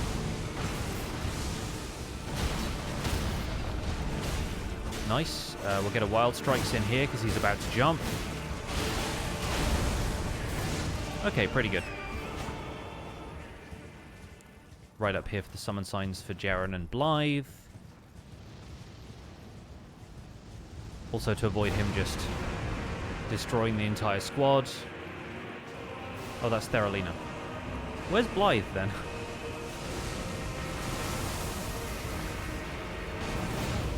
See this one? Oh, that's Tragoth again. Does Blythe just not appear because we haven't met him?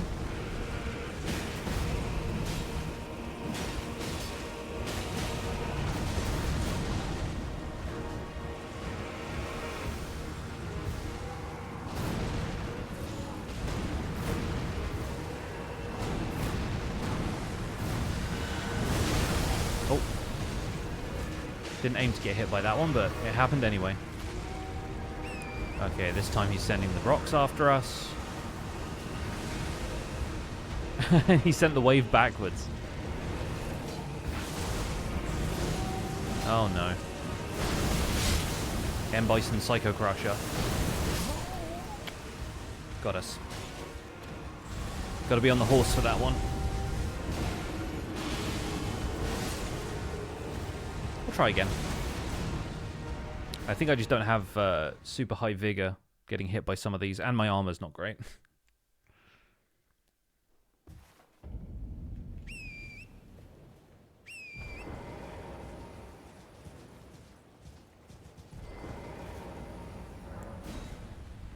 Okay, try that again.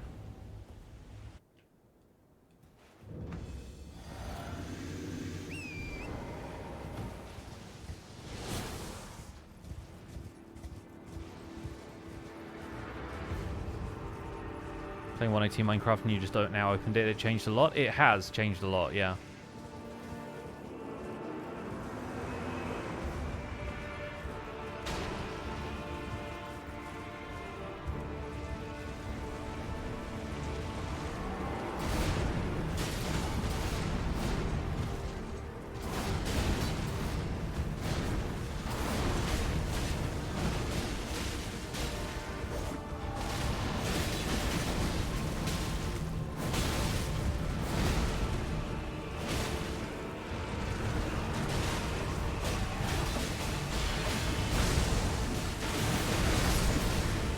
I think we might have... Oh, no, there we go. I was going to say we might have already met his poise threshold while he was in the middle of a move, but not this time, I guess.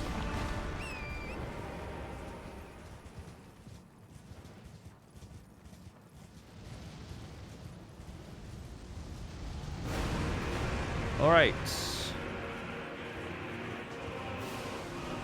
Squad, roll out.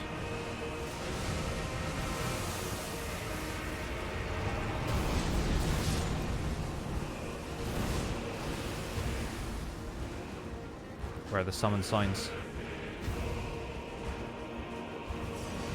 That's my runes that are non-existent.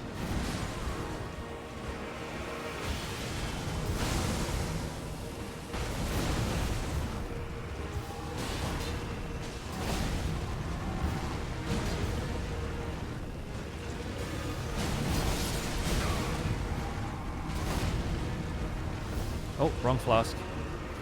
Let's get this one. I like how it's just me and Jaren now.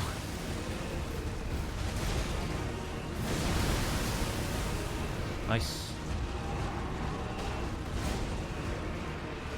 Jaren and Theralina just going into battle.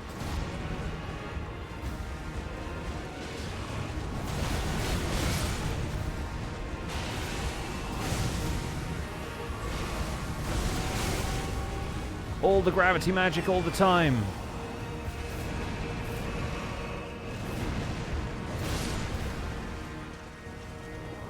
There goes Lionel.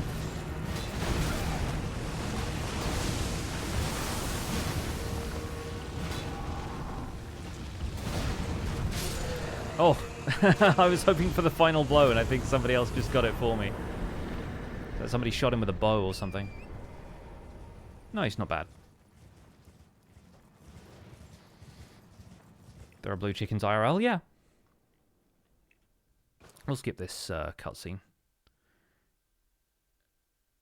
And now, we should be able to get into Lanedale. Oh yeah, we can't travel until we've got the Grace here. Makes sense. We'll talk to Alexander just in case we need him for Fire Giant, but I think we'll be fine with Fire Giant now. Thank you for the GGs.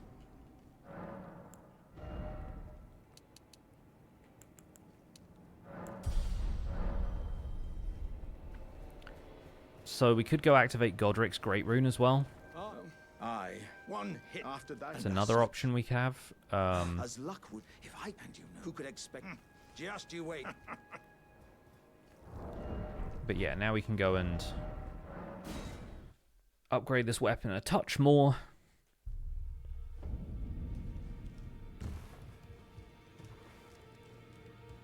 Do we still need smithing 3s, or are we on 4s now? Well, I took you no matter. Lay out your own. There we go. Yeah, so we can get to plus 13. I think we'll manage. And then,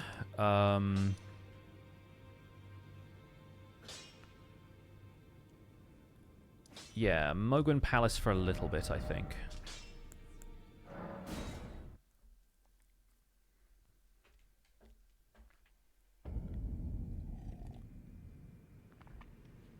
All right.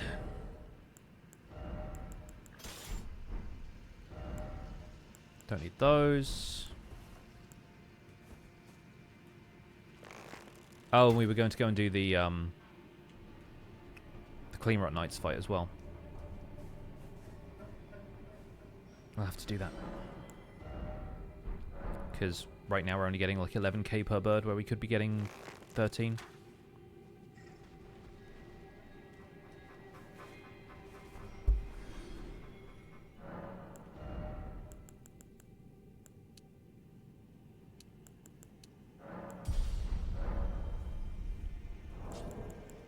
So we need 16.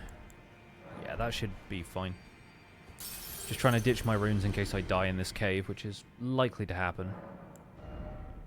And we need like 200 more, give or take.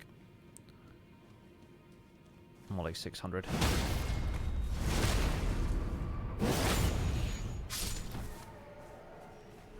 I mean, 2,000 works too. Okay, we'll put that on to Vigor, and then we'll go back to Caelid via Church of the Plague.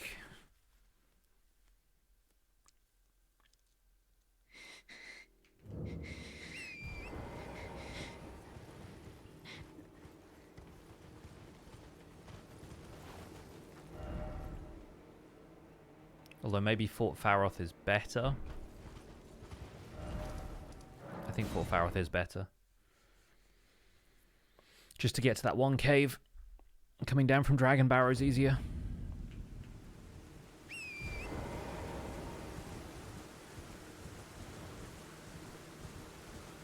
Okay.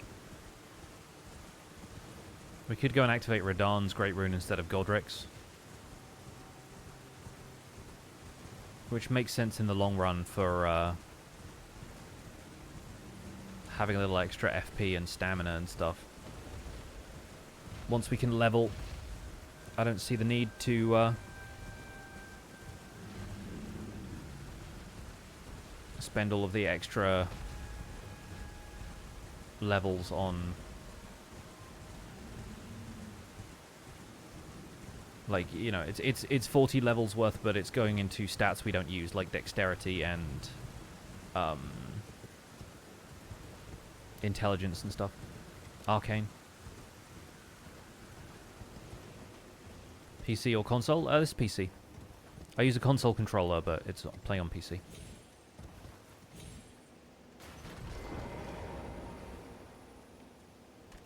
I was hoping to sneak up on that guy.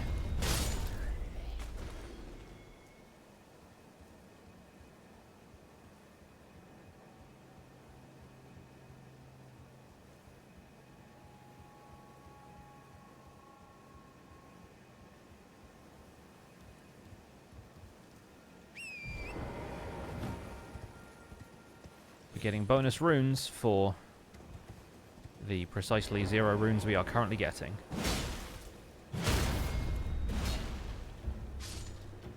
Bye. Oop, careful. And hop. And we're good. We're good. We're good. We're good. We're good. Can never get into controllers with a PC or console? Huh. Interesting. Yeah, I grew up playing on very poorly ergonomically designed controllers because I grew up with the Sega Mega Drive. The Master System and the NES were slightly worse because they had the really, like, squared-off controllers. It was like, what plastic will fit around this circuit board? But then the Mega Drive had kind of like a semicircular shape to it, but then went from that to the PlayStation and was like, oh, okay, this actually feels like it fits in your hands. I suppose the N64 was one of the first ones to be like, this actually feels kind of ergonomic. But I never owned an N64. And even that was like, you either hold it in the sides or it's got the thing in the middle. It's got the wings. Such an interesting style of controller. And rumble functionality costs extra. Don't talk about the Dreamcast. I never saw a Dreamcast controller. I don't think I knew anybody who had a Dreamcast.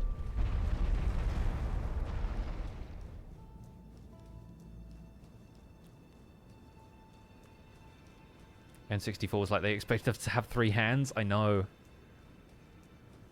Like, it's a cool design in principle, but it's also like, what was this exactly?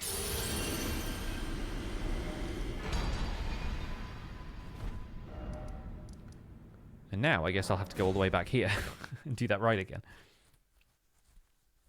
Never used a controller, obviously haven't lived. It's a certain era and a certain style of gaming, but like at the same time I was using a controller, like we also had a couple of PC games that I'd play, so I played a bit of StarCraft, a little bit of keyboard and mouse stuff. I was never really like a good StarCraft player. I did the campaigns, I played a few mini games online, that was it. But also online play was very different back then, because it was, you know, dial-up internet and everything. First game you played was the OG Age of Empires on PC. The first game I played on PC was probably either like a version of Snake or a version of QBasic Gorillas.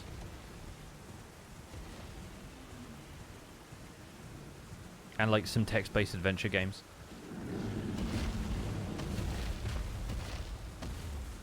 But, you know, I'm old, so I remember playing on a PC that had a green text on black screen kind of aesthetic because visual interfaces for an operating system were not a thing back then. We were on MS-DOS time.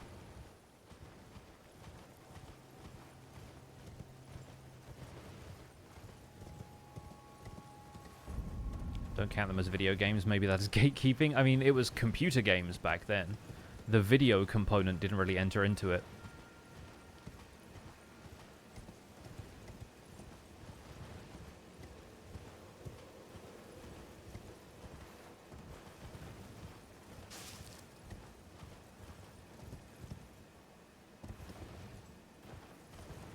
Queen's Quest 7, found it on a scratched up CD in a parking lot. Wow. That's happened to me a couple of times where I found records by the side of the road. We got a couple of very old and kind of scratched vinyls.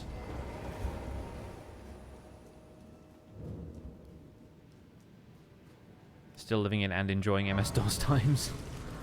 Stop signing Stan, welcome in. Yeah, the back when I used to work at Waterstone's bookshop here in the UK, they had a stock like lookup system that was, I think, still based in MS-DOS at the time.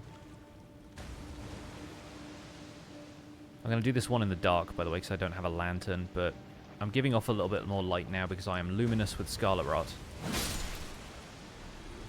I think we'll survive.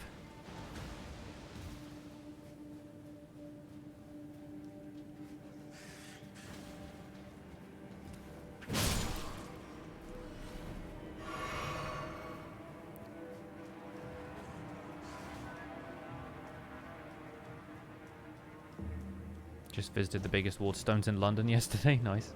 Yeah, I worked at the one in Leeds for a while.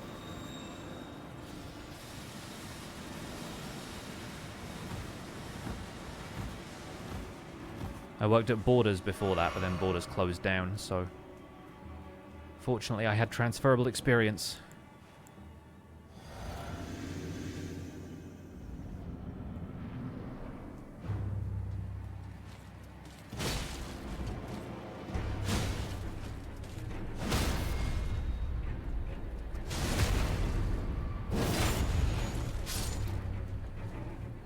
One of your dream jobs is to work in a bookshop. Honestly, it was pretty fun. Like, as far as retail jobs go, it was a good retail job, which are, I think, pretty rare.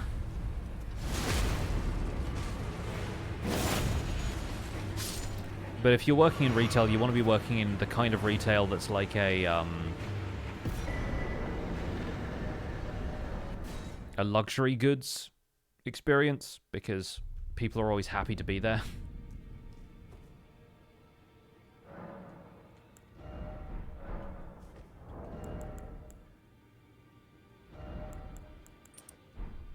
Oh yeah, we can now get our third talisman pouch. What am I thinking? Only fine. You have now to become the thing as much. Now become. Right.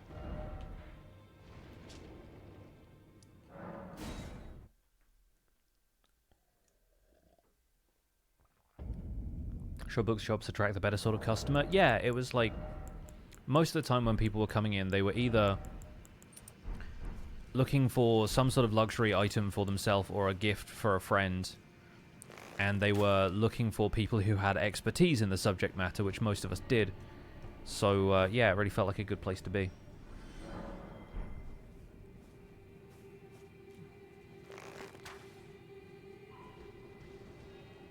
Commission-based retail is nice too. Depends if you're good at your job, I suppose. But yeah.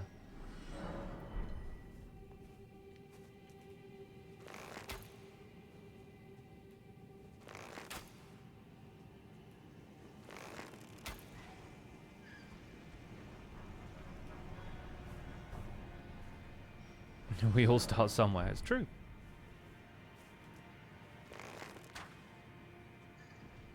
Dinos in Minecraft, it's what the sniffer is, isn't it? Enjoyed regularly visiting secondhand bookshops in York when I had more money than I do now.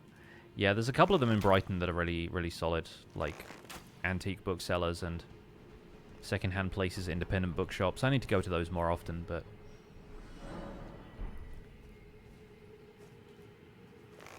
I will have the opportunity to do so at some stage. Chickens are dinosaurs, this is true. Okay, yeah, we can get that up pretty high. I think we'll probably go for a heavy infusion on this. Is it this weapon? No, it's not. This isn't the weapon we infuse. It's I'm thinking too far ahead. I'm thinking of the Black Steel Greathammer, where you have the choice of sacred or heavy infusion.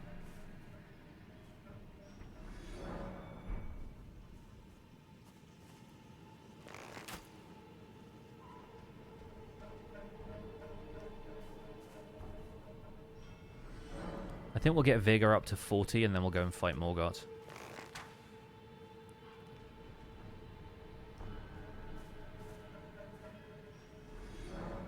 Don't think we should need too much else at that point except maybe some better armor. But I don't know what the beast armor we want is. Possibly Malekith's. What's up, Sensei Sammy? Welcome in.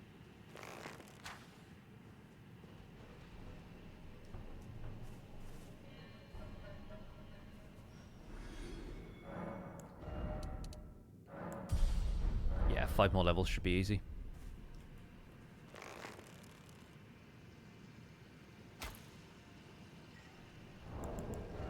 $22k to level up, so that's like 7 or 8 more birds.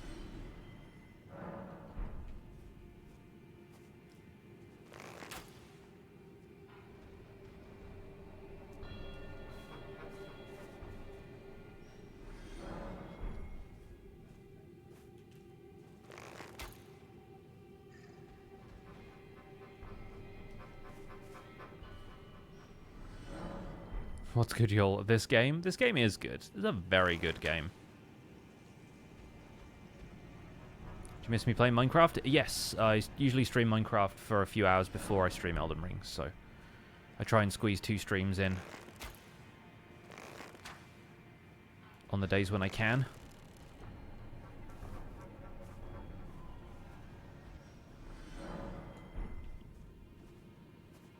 But VODs are still available on the Twitch channel. And next time I'll be streaming, we might get one in on Tuesday, but I have stuff to do in the morning, so I'm not sure if I'll be back from that at my usual time. But otherwise, Thursday.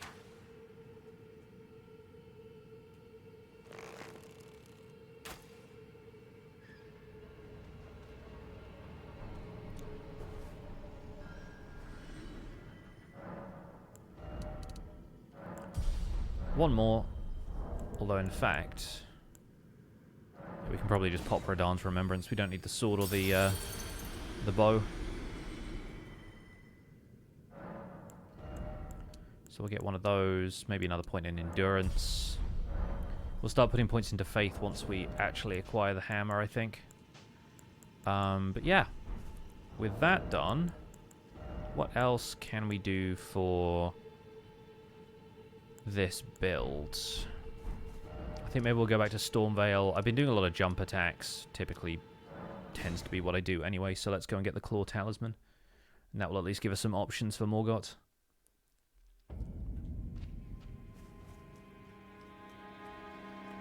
I kind of wish that, similar to how it's possible to like teleport out of dungeons once you beat the boss, I also wish it was possible to like ride your horse in a dungeon once you'd beaten the boss. Just storming your way across the Stormveil courtyard on Torrent would be very, very fun.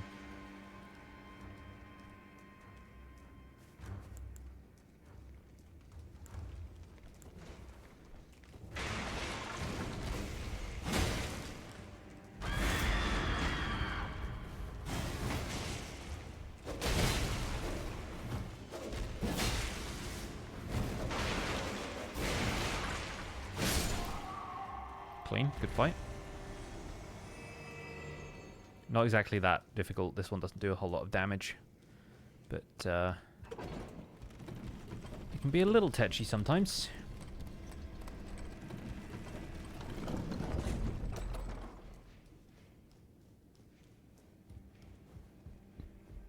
I'm gonna get the Grace here just in case.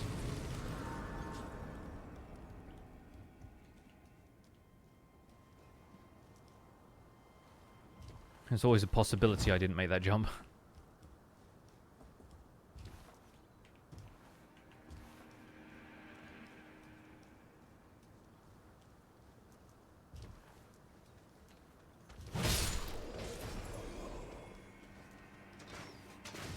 Must have been the wind.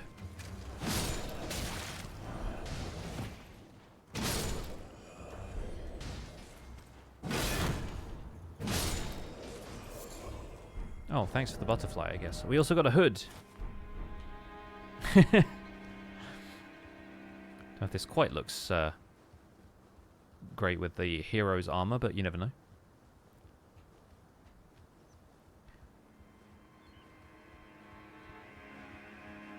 We do have to fight Draconic Tree Sentinel before we fight Morgott. That shouldn't be a problem. Just leave a waypoint there. Okay, we've got a couple more golden seeds to get on the way, but then we should be good for Draconic Tree Sentinel, and then after Morgott we should be able to go and acquire the last death root we need. We could also learn Bestial Vitality, which will let us heal over time, but I do need some more faith for that before I can use it. I suppose it would let me use it if I use the Faith Knot Crystal Tier in the Mixed Physic Flask first. But then I have to sacrifice either the Strength or the Charged Attack damage.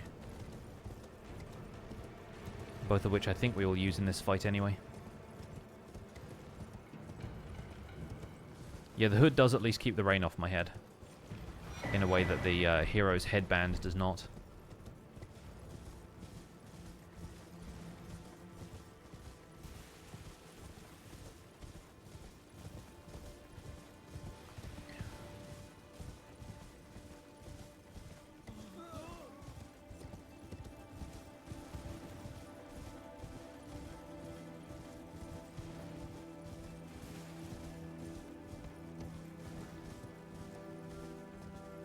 Taking a bit of an alternate route.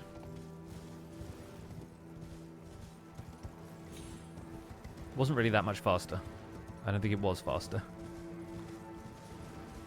Keeping an eye on stuff like that for the occasions that we need it.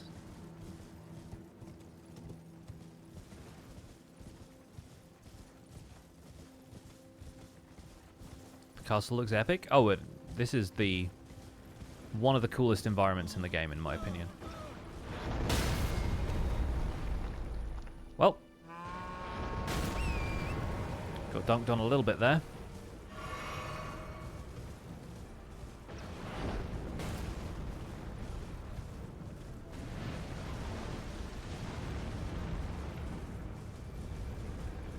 Nope, nope, nope, nope, nope, nope, nope. You missed.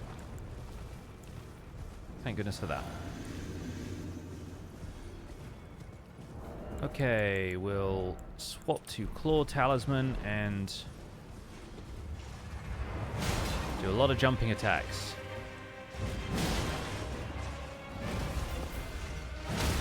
Nice. Okay.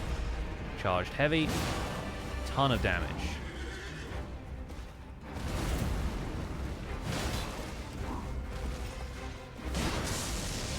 Another charged heavy. Stagger. Another charged heavy. Ton of damage. Back off for this. Dodge Force Fireball.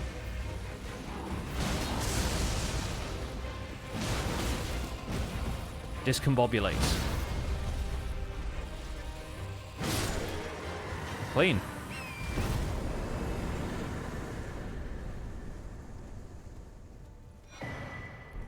Once you see how many attacks it takes to stagger, it's pretty easy to do that fight.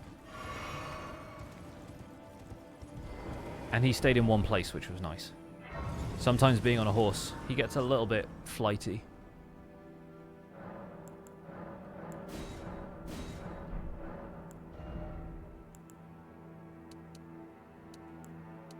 We'll put one into Faith now.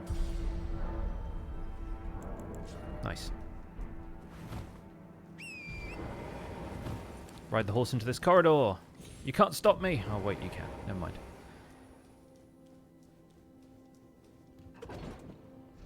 I think the hood is helping.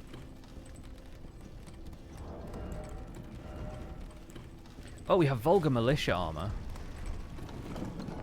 It looks even weirder when I don't have pants. There we go. An odd assortment of clothing. Maybe we'll stick to this.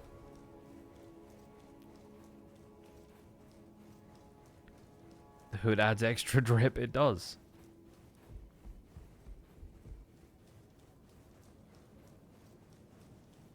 Protects you from extra drip of rain.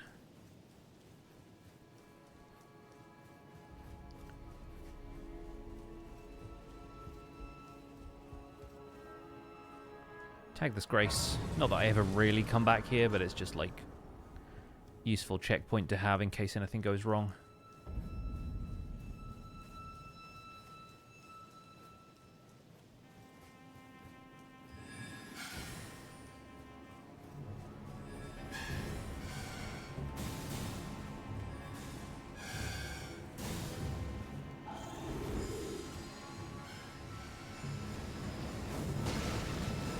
Hop.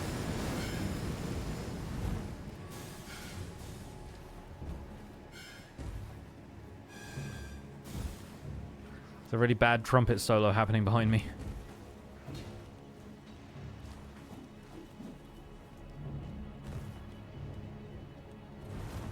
Bunch of people setting off the party horns. Oh, we don't have any fire grease. Never mind. Never mind. Let's go at it anyway.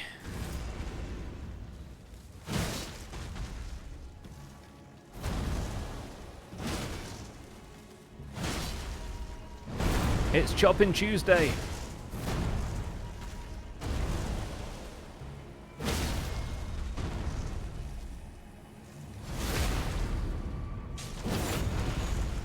Get chopped.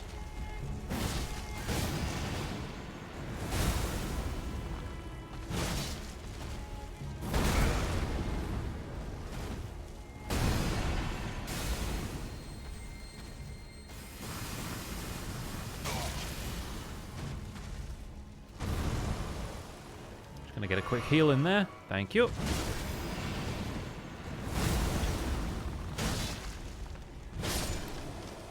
And he's out of there. Sweet. Get chopped should be on a t-shirt. Maybe one of these days.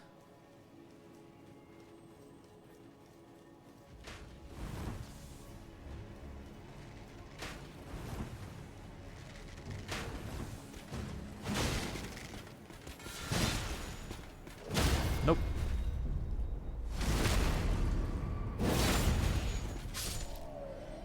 Trounced.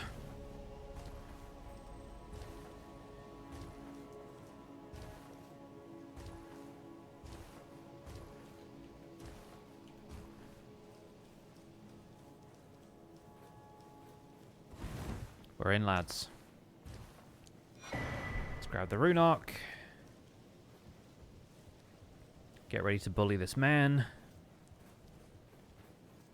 Sorry to this man.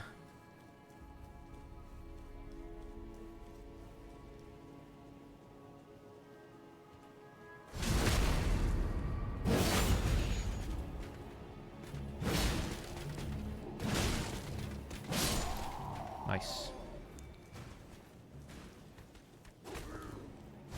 Oh, last time we didn't get the crit on this guy. Feels good. Feels good to be back. Okay, we don't have any upgrade materials, so I'm not going to go for the golden seed here. It's only really worth going for if we need one more. We've got Godfrey, or Goldfrey at least. And then we've got Morgott.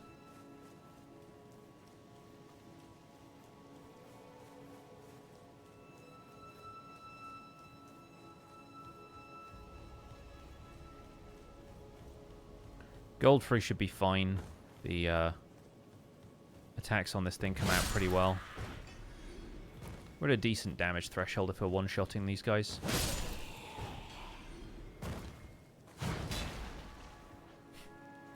Seemed entirely nonplussed by that.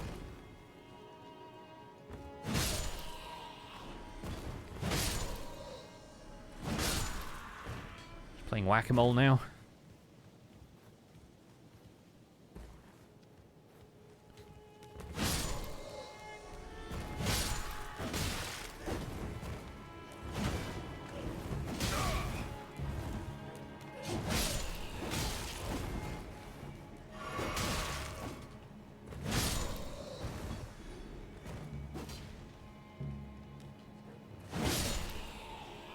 Garments? No, just a sunflower. Crafting materials are fine. Clothing is better.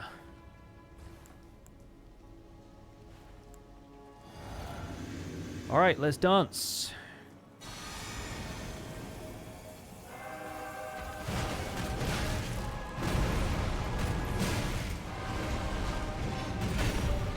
Get a quick heal in there.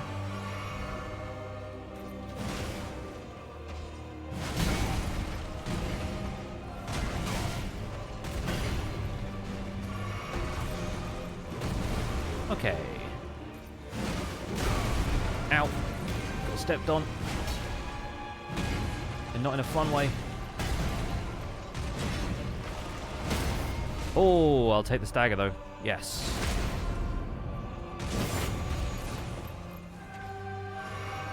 Take this.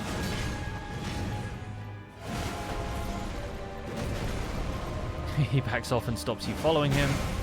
Ouch.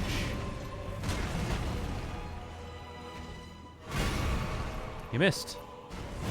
You fool! I anticipated your attacks. And there's our final talisman pouch, in which we will probably equip the gold scarab again. I'll put 3 more into strength before Morgott. If Godfrey went that well, hopefully Morgott shouldn't be a problem. It's just maneuverability, it's just how fast the guy is. You know what, yeah, we can probably get 2 more levels out of this. We may as well do it then.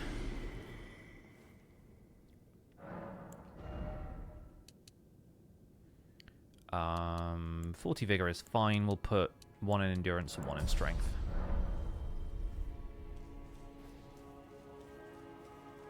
And after Morgott and the Tibia Mariner, we will just up our faith, because I think we need a higher faith to even wield the weapon.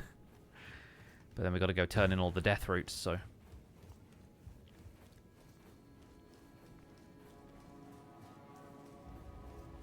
And then at that point, we need to go and do a quick whip round to try and get all of the somber smithing stones we can. But at this stage, we have access to all 10, so it shouldn't be difficult. It's just a matter of going there and doing it.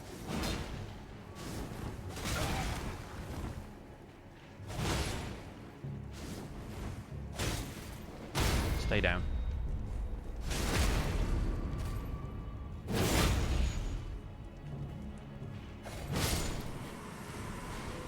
Pickaxe straight down from the top. I think at this point, resting here, Melina shows up and is like, oh wait, no, maybe not. Normally she's like, oh, I can govern my own movement from here, but I think in this case we're too deep in. And she's like, alright, I'll just help you with Morgott then. Thank you for the GGs, by the way. Does she show up as a summon sign here? Oh yeah, she does. Okay, that's fair. Well, hopefully we should not need that. Graceless Tarnished. Graceless Tarnished.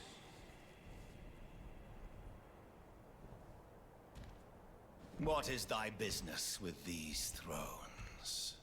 I was considering taking a bathroom break here, so we might do that after Morgott, because I thought this cutscene probably isn't long enough. Golden. The twin prodigies, Mikola and Malenia.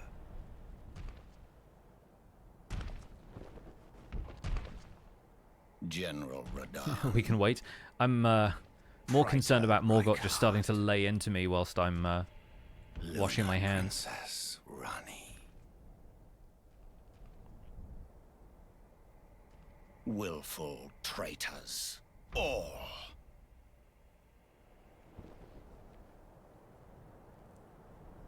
Thy kind are all of a piece.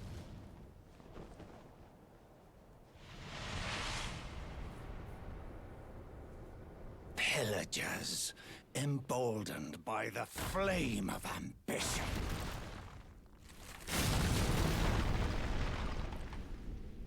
Have it writ upon thy meager grave. Felled by King Morgott, last of all kings. Alright, let's rumble.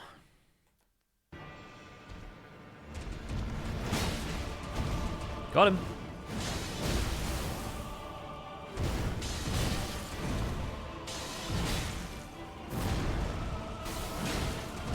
Oh, we bobbed and weaved, but he's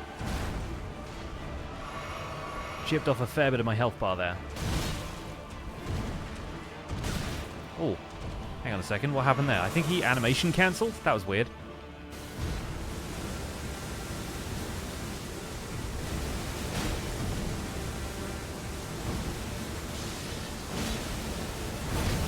We get a stagger out of this? Yeah, we can.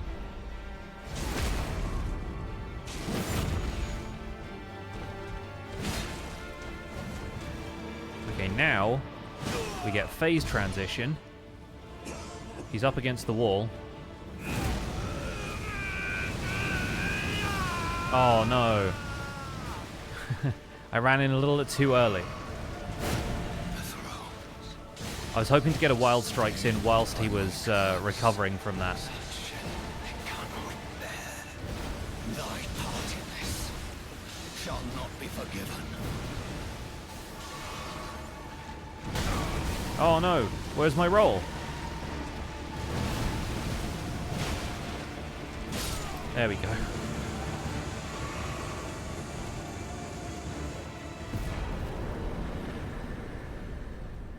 What's the actual name of the torch? Because if Pix is going A to Z, Beastclaw should definitely be full torch. The Beast Repellent torch is hyphenated, and the A to Z list on the Elden Ring wiki takes hyphens as a special character that comes before any alphabetical character. So Beast Claw was followed by Beast Repellent Torch, and then Beastclaw Greathammer came afterwards, which is really weird, but... Hello. Allow me, you are unable prevented the thorn, a husk, the only way, and become my purpose. So I'd like to the flame then, and guide you. Okay, that's that done. Back to Avenue Balcony, we'll go straight to Mountaintops, go and fight the Tibia Mariner, and finally get to claim the weapon for the run. It's kind of hilarious. Yeah, I mean, it's a little oddity of the alphabetical system. We'll start putting these points into faith, because we will need the faith. Thanks, Melina, yes. She gives us a special plate, a commemorative plate, and says, take this to the mountaintops. Big Kev, welcome in, thank you for the 20 months. Good to see you. We are on our way to actually get the Beastclaw Greathammer, finally, with this weird hodgepodge of armor that I've decided to wear. There's obviously plenty of places we can get some more stylish armor set, but I think Malekith's set might be endgame. Yes, this is not a an Elden Bling run. This is very much a cobble it together from whatever you can find kind of run. If I wanted to pump endurance, we could always get like Radahn's armor set from the Round Table Hold or something.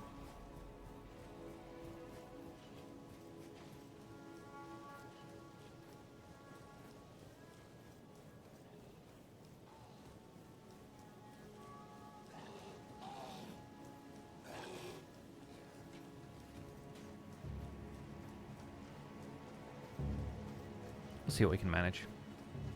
Malekith's set is so good looking. It is. It's a very cool one. Whereas this, on the other hand... Oh god, he's here. Did not realize he'd gone around the edge. Took me by surprise. Oh my days. Here I am delivering some kind of monologue about this fashion and immediately just get flattened by a misbegotten. Whew. That woke me up.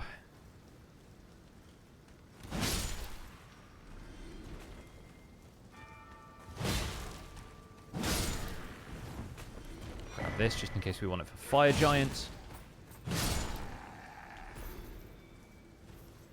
This is a strength weapon. The pickaxe is a strength weapon. The Beastclaw Greathammer is a strength faith. But mostly strength, because it's, like, it's Beastman, whatever it is, like, Beast Clergyman weapon.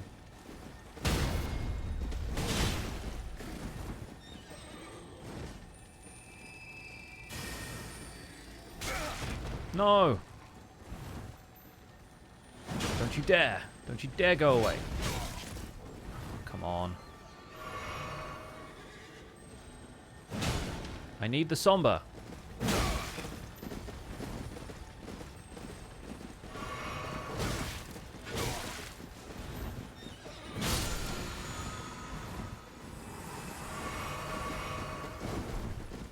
Alright, you. You've messed with me for the last time. Get off your horse.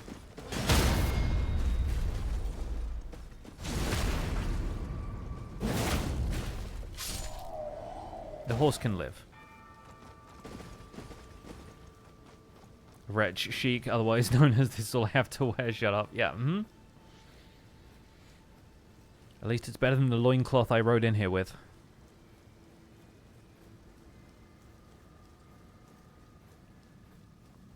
I think we should also address the fact that I went and activated Radahn's Great Rune and then never equipped it.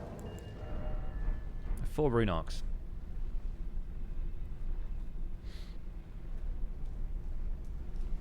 We'll also have to come here for Blade of Calling at some stage, which is in that little alcove up there. And, I don't know if I'm looking forward to that one or not, because we have the Black Knife before that, which is a good weapon because it's got that Destined Death, health drain, damage over time effect. And then Blade of Calling is the same weapon, but worse, because it deals sacred damage, and the final couple of bosses are really tanky against sacred damage. So we'll see, I guess.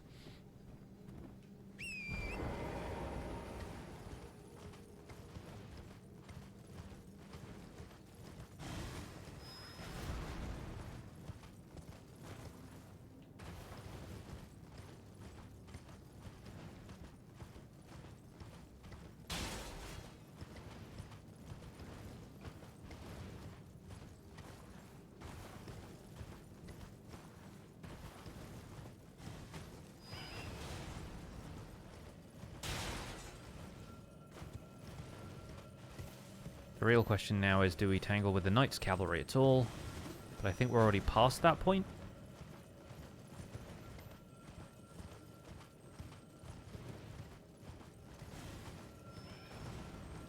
We get 1 golden seed.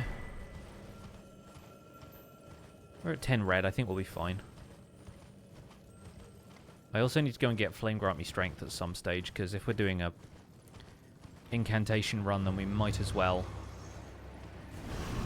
get some of the other good ones. We're going to be increasing our faith anyway. Although since it's not a fire damage weapon, maybe we should get Howl of Shabriri instead. It's a bigger buff, but it means we take extra damage.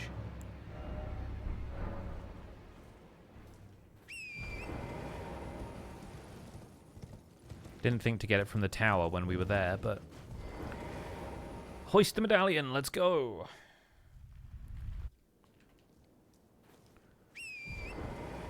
Right. At the next grace, I'm going to stop for a quick bathroom break. It is a long ride to the Snow Valley ruins, where we find the last death route, so it's not the last death route overall, but it's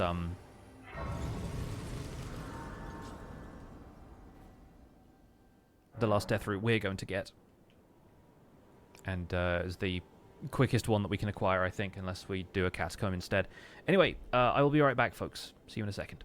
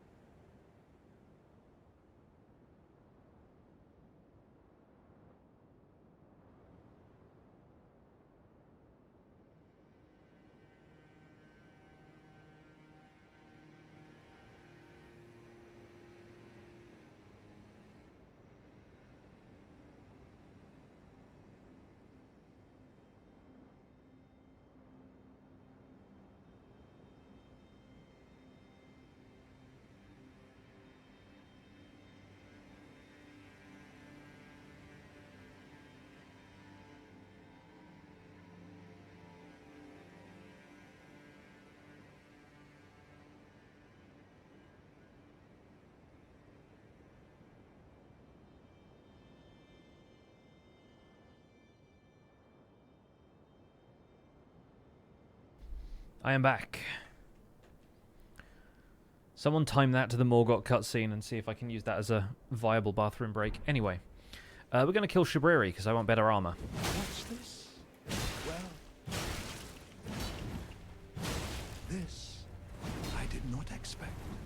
But if you do not care for lordship, I'm afraid you are of no use.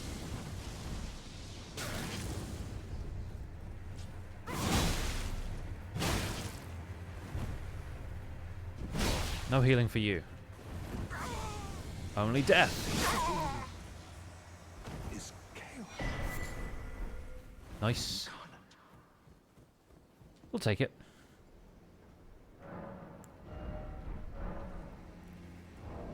Now then, finally, some pants. Yeah. Honestly, that looks a lot better already. But I think the Ronin's armor set is similar kind of shabby chic level, but way better than what we already had. And I'm going to be leveling endurance for this weapon anyway.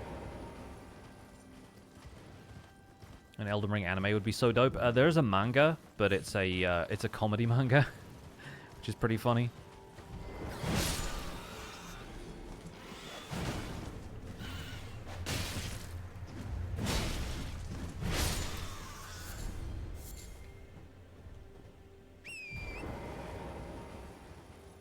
Personally, I kill Shibari because he's a body-stealing ass, but the armor is good too. Oh, yeah. No, I think he definitely deserves to die.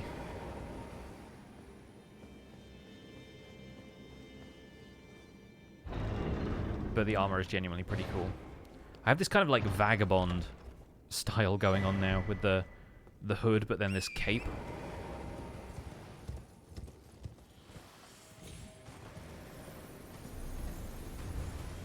I think some of the Zamori have seen me.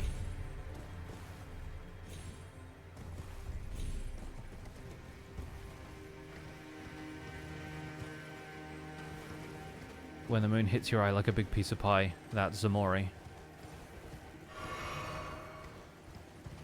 Oh yeah, let's do this as well. Ah, lovely. Right before we got hit by a bird. I think if there's a couple of scarabs up here with the smithing stones, right? So we should be able to get a couple of the sombers from this.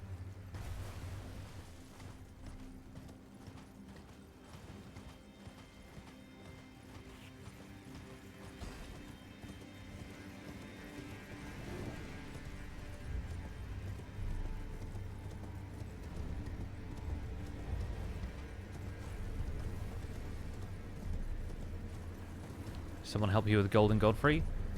I don't know if there are that many people in chat who have the ability to just hop in and assist. And also, like, it's sometimes...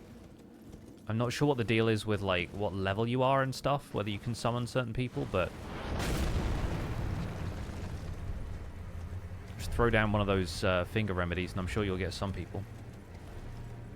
Yeah, some people in chat just don't play the game, but...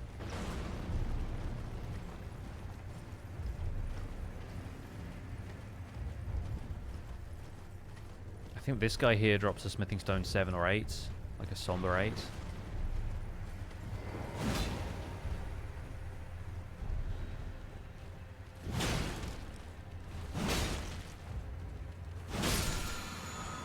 Yeah.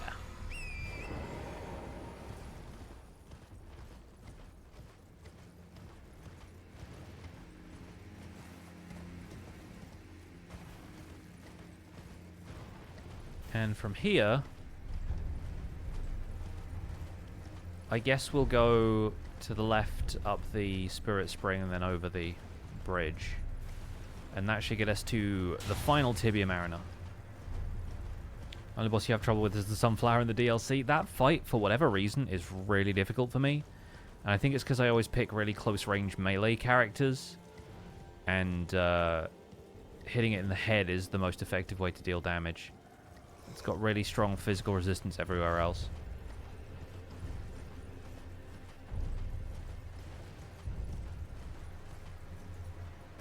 More fun to watch than to play. I know I have a lot of fun watching and playing this game.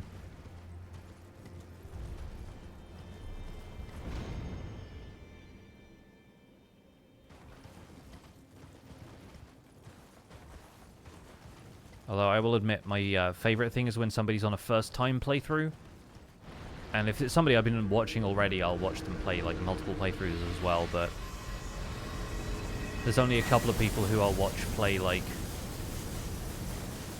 New Game Plus, all bosses, no hit, only using my index fingers kind of challenges, you know? Oh, where's the Tibia Mariner if it's not here?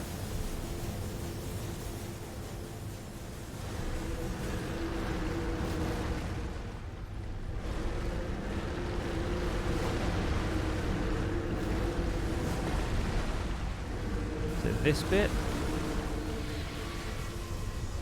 Yeah, here he is.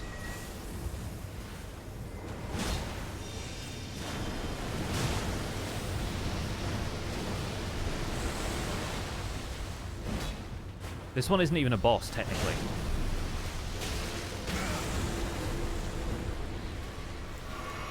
But I'm going to buff for it because at this point I might as well, and also the snails.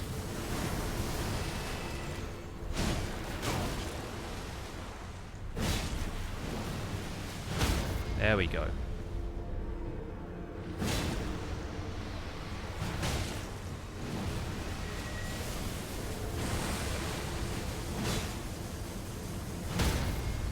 Fortunately, the massive skeletons that this one summons are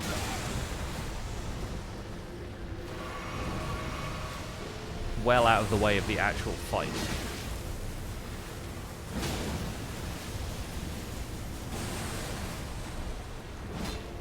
Oh, come here. There we go.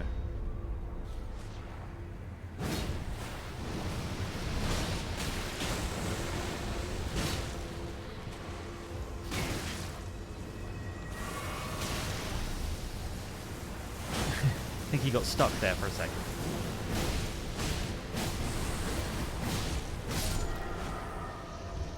That'll do it.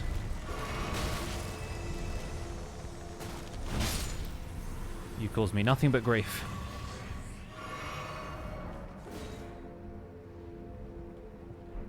Okay, let's go and quickly get a grace here so that I don't lose all of my progress through mountaintops towards Fire Giant, but we can finally get the weapon that I've wanted to use for this run. And since we're before Fire Giant, it is valid. It counts. Where's the grace here? I think it's further down this way. Yeah, I knew there's one here somewhere.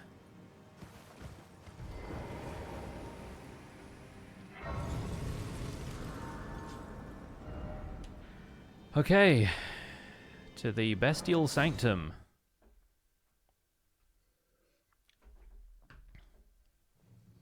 Play through the DLC with the co-op mod so I could play with the body. It was a blast. Yeah, me and Zloy XP did that, and it was chaos, but very fun.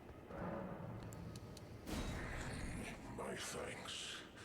Tarnished death. My sin should not be touched by the hand of man. I shall grant thee my claws. Feed me. There it is. We got the claw, we got the rock, we got the Beastclaw Greathammer. And we need 18 faith for it. Okay. Well, that's not too shabby. Look at this thing.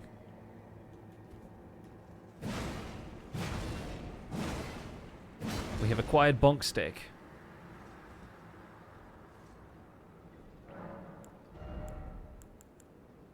Yeah, we need 3 more faith. That's dead easy.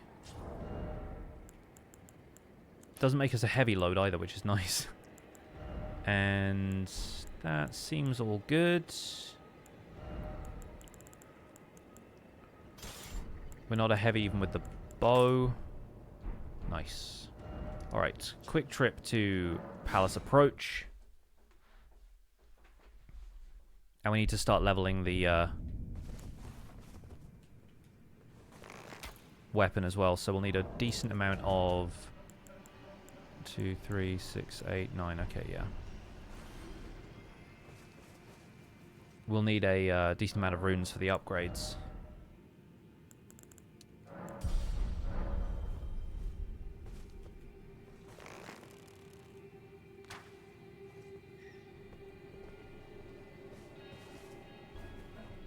Yes, every cat owner says I have been a victim to this on occasion. It does feel very, very clawsome.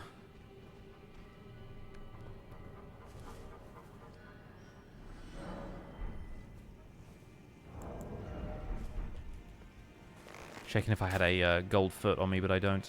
Just the silver ones.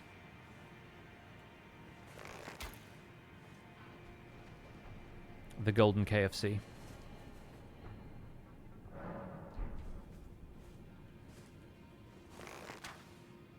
Sat down a little bit too quickly on that one.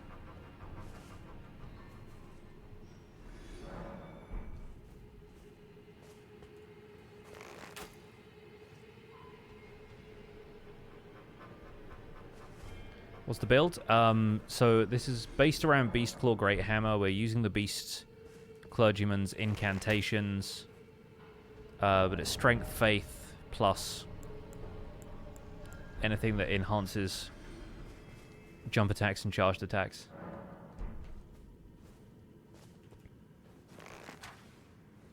And then we're using the Ronin's armor set because it looked better than what I had at the time.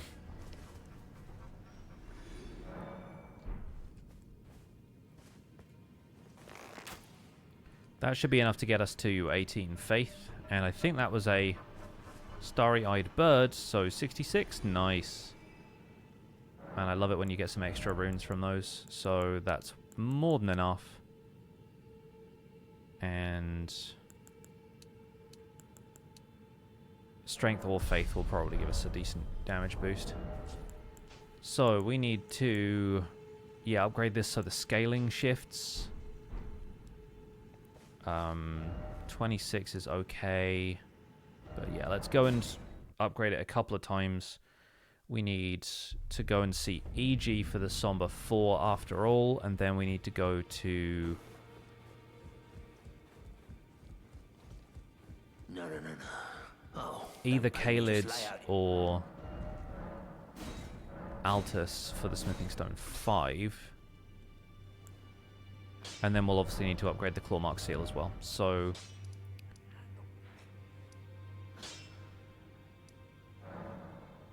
we'll get the one from the swamp. It's nice and easy to get. Is it my first playthrough? No, this is my 24th playthrough. Or 25th, I forget. And that's just on the Elden Ring A-Z. This is a game I played through several times casually before streaming it.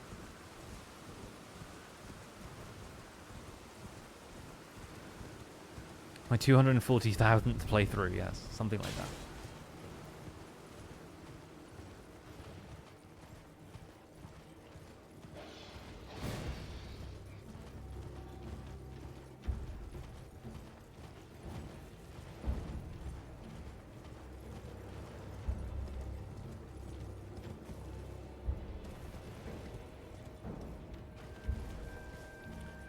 Ignore all of these guys. Oh, that's, yeah, not an area I can hop down.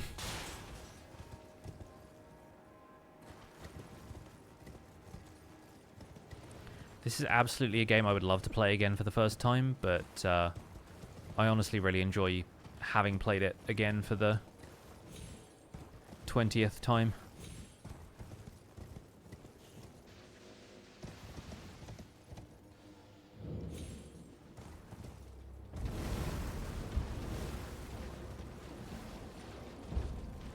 What's up, Black Cloud? Welcome in.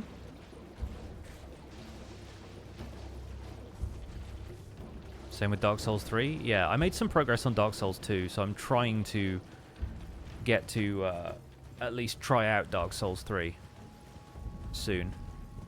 But mostly I want to play them before Night Rain, just in case there's any Dark Souls stuff in Night Rain that I just would benefit from recognizing. Because I know a lot of people are freaking out about a boss from Dark Souls 3 being in the trailer. If it's from playing the greatest hits, I want to at least know the songs, you know?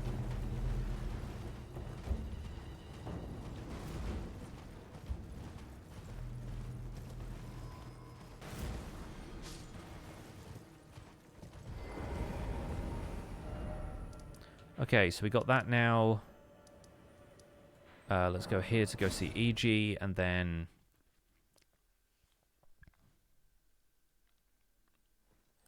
we'll just get a 7 from Lanedale Sewers. From the infamous lobster room. I think it's that gazebo over there has the teleporter.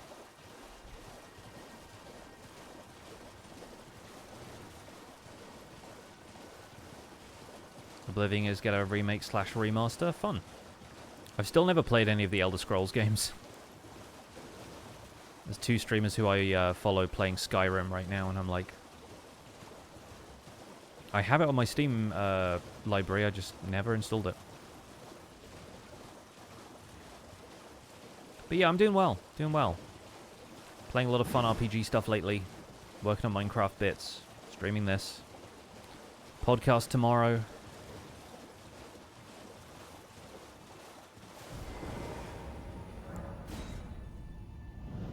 Remaking Oblivion, but no Elder Scrolls 6. I mean, they're working on Elder Scrolls 6, aren't they? I think games just take a long time to make now. Because everyone has higher and higher standards for graphics, and it does not take less time to make stuff.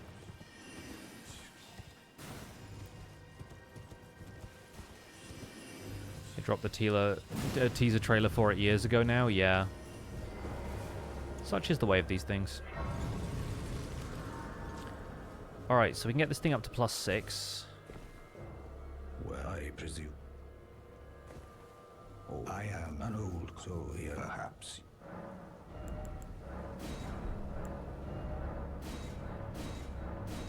And then we'll go to Lanedale to get the last one. Apparently the mages here are still targeting me.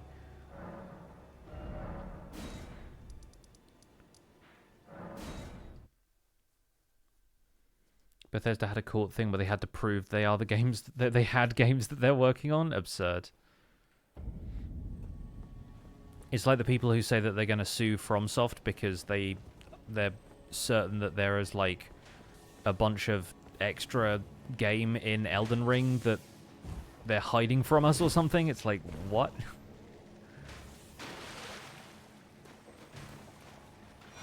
What's up, Roscoe? Welcome in. Some games just get stuck in development hell for a bit. Oh, sure, yeah. Yeah, Small Cats, that is legitimately a thing. Like, it was on the Elden Ring subreddit a little while ago. There was some guy who was, like, convinced that there was hidden code in Elden Ring that was, like, concealing half the game, and I guess was suing about that.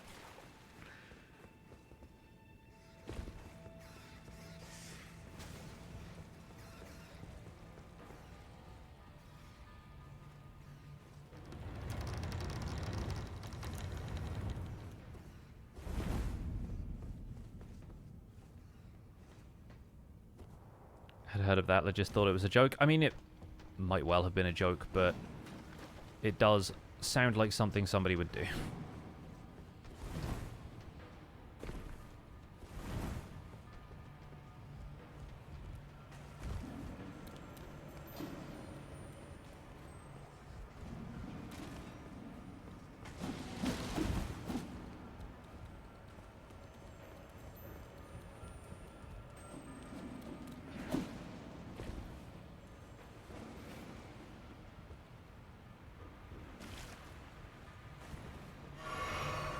Okay, all we should need to do is fight the Scarab inside of here.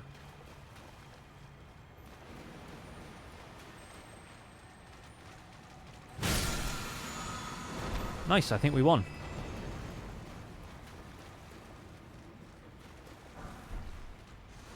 We got some free smithing 7s to upgrade the Sacred Seal with, probably. Which I do still have, by the way.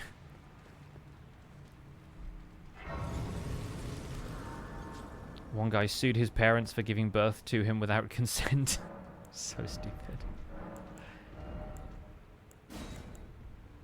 Oh, this only needs 8 faith. Huh, interesting. I should look into these more, actually. Like, throwing rocks at stuff is going to be more fun.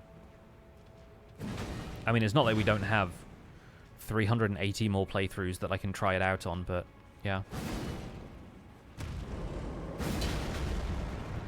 It's a cool attack.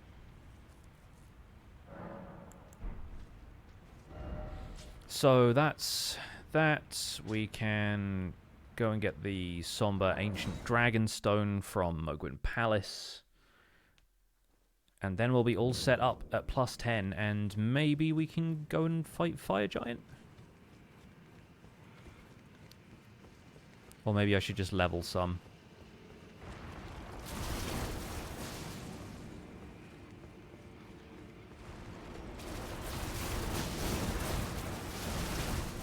Because we are honestly far from optimal when it comes to the build we're working with here. Also, shout out to Raspberry Jam.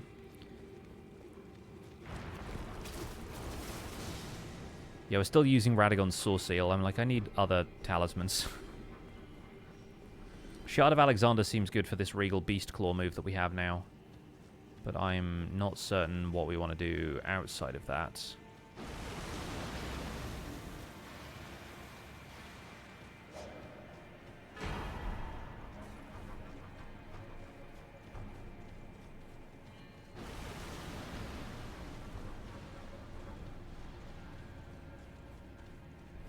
Because Regal Beastclaw isn't a...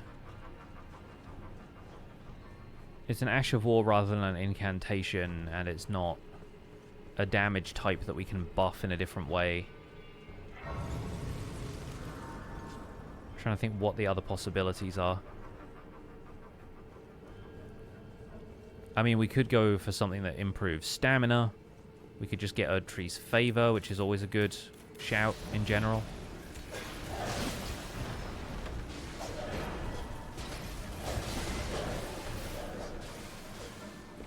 We'll see.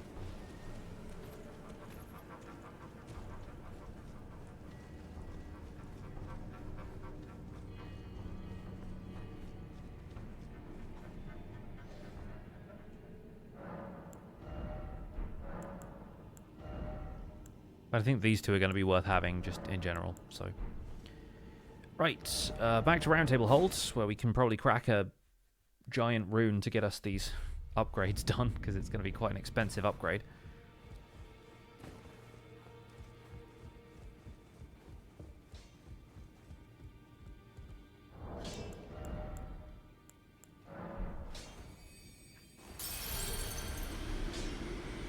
Well, I took you no matter how you're on. You took me for dead, did you? Be careful to whom you say that. I do have a large hammer.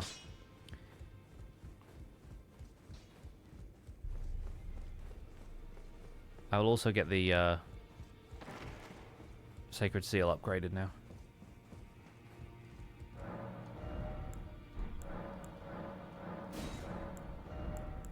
Because we have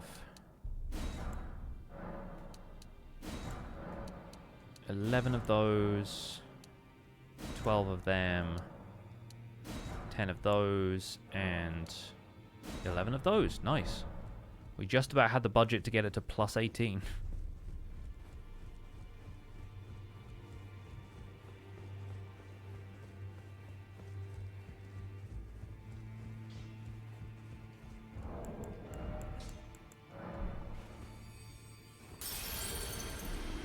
Back already, no matter.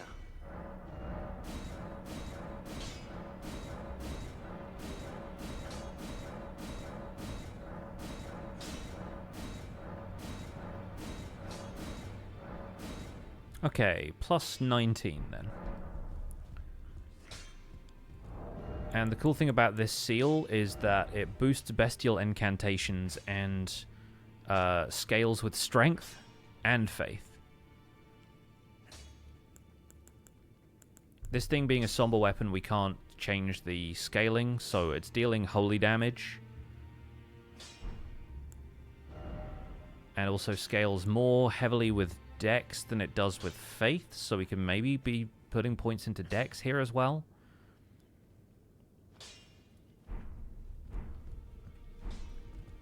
Yeah, curious.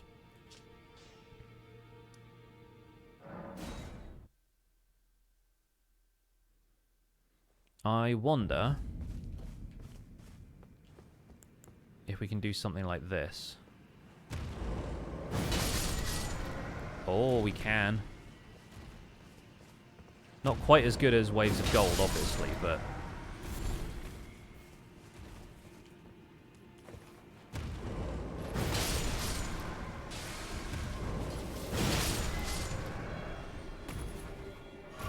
it's got some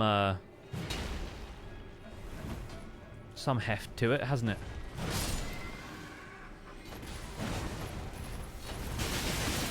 Youch.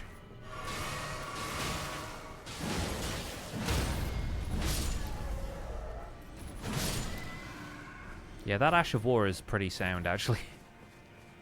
That's not too bad.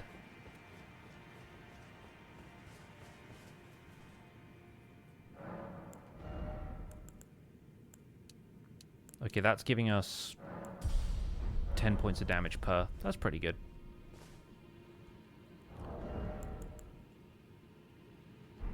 So if we buff that, two-hand, target one of these guys back here.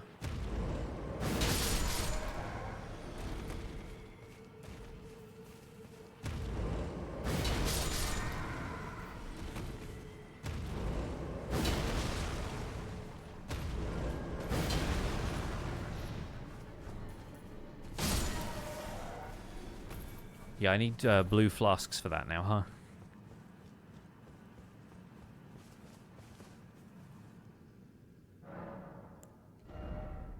I wonder if we can follow that up with anything as well, or if it's just a one hit.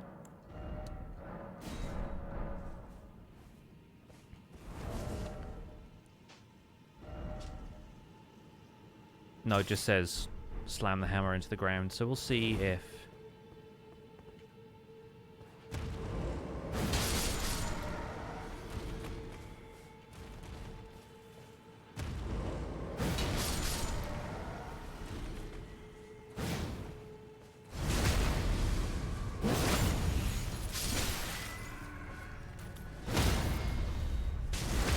And the charged heavy is basically an insta-crit.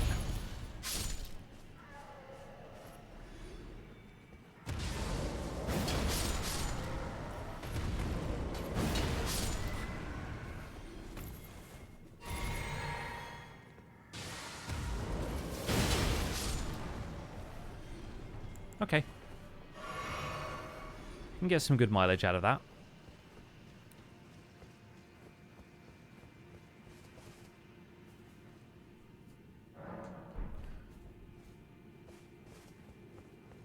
Nowhere near as good as Waves of Gold or Starcaller Cry, but...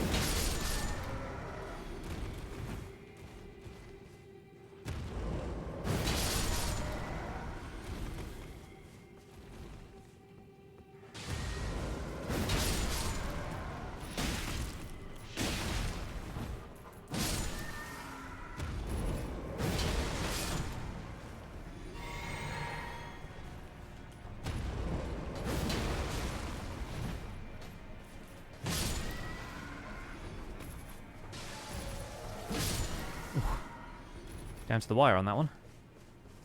You've unlocked Sauron mode, something like that. The thwack is weirdly satisfying. It is! I like it. So that's adding 2 damage, that's adding 3. Yeah, huge.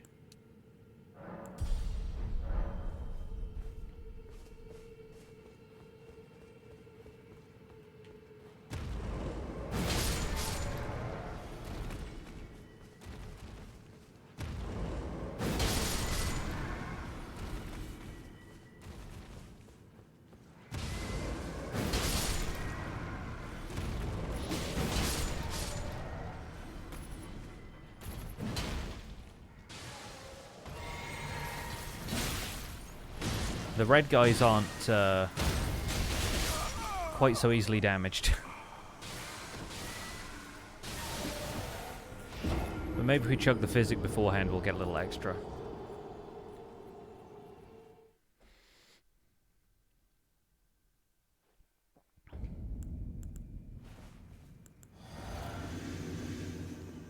We'll get the runes back, it's fine.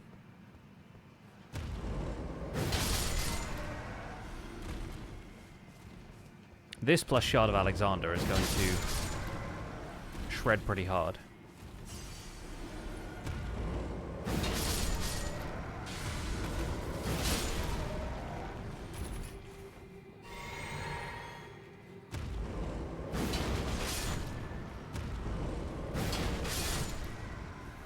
Yeah, they can block it with the shields a little bit. I think that's what I'm running into here. A couple of them are ready for it. Surprised we don't have a modern open world Middle-earth game besides the Shadow of Mordor game. Yeah, and Lotro is like, how many years old now?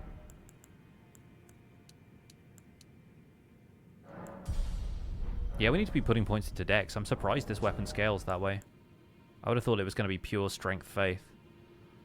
But even with the holy damage, this looks like it's going to deal a pretty decent amount of damage. Just going to scale well with the stats that we have.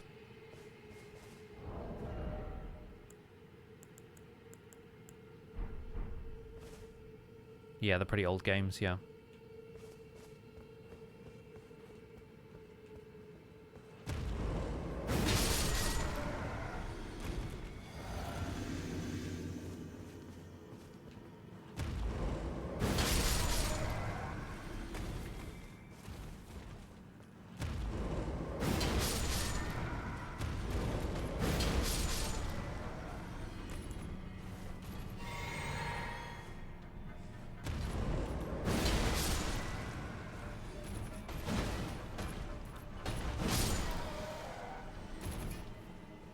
Yeah, 2,500 per. I think that's... I don't know if it's faster than the bird, because you can kill the bird pretty quickly, but it gets you a decent amount.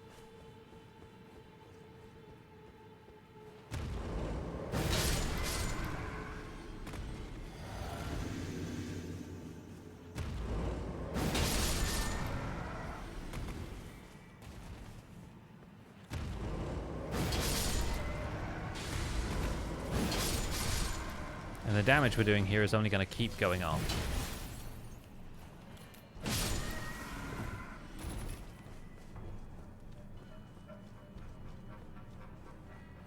Not bad at all, yeah. See, that gets us from 674 to 680.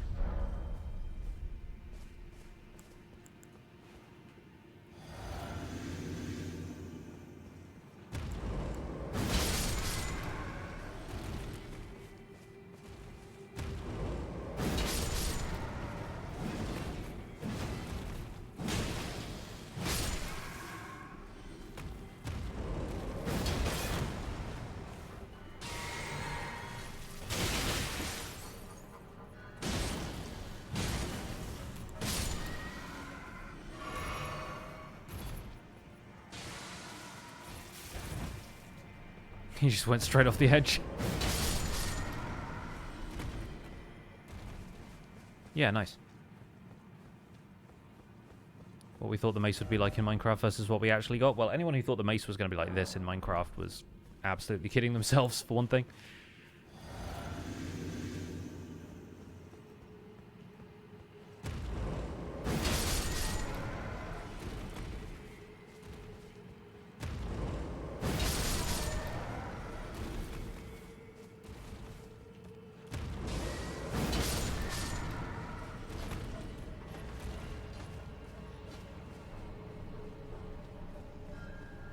.3D versus 2D. I mean, yeah, maybe.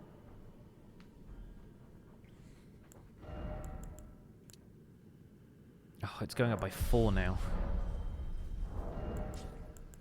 Because, yeah, C scaling on both of those, that's still pretty intense. Maybe I should go and get the Dex, not Crystal Tier, after all.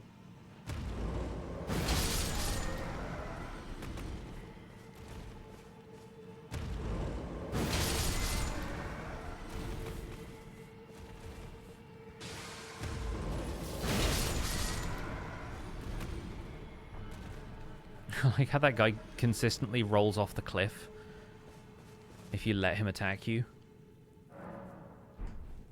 Shouldn't have brought that up. Oh, don't worry about it.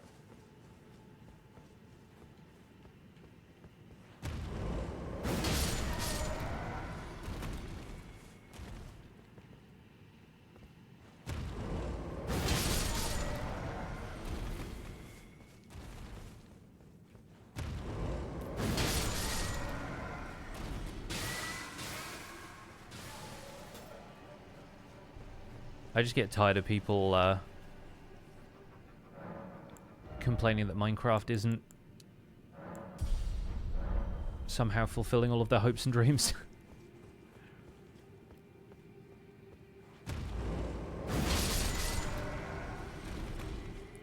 What are the weapons used to farm this? The main one people tend to use in New Game Plus is Sacred Relic Sword.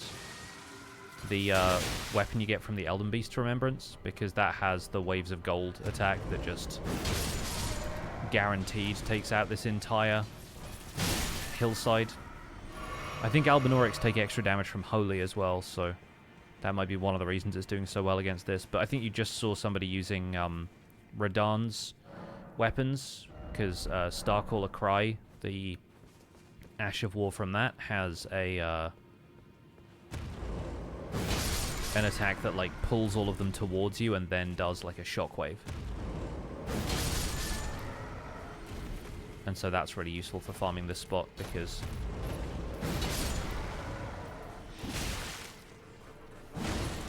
it'll just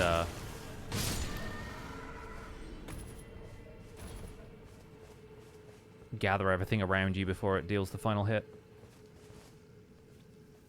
Are any swords in this game good? Oh, like all of them. Every sword is good with the right infusion or the right like move set or even just enough experience. Like any weapon in this game can be OP.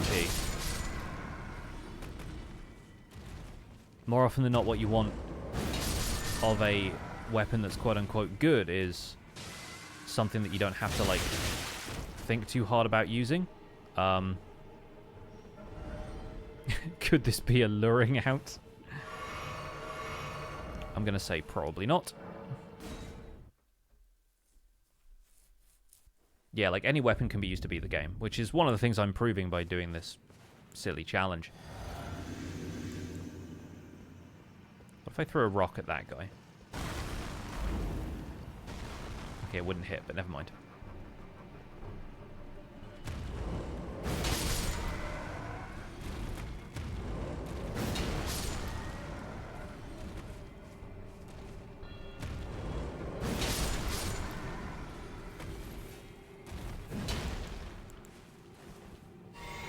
It's fun, though.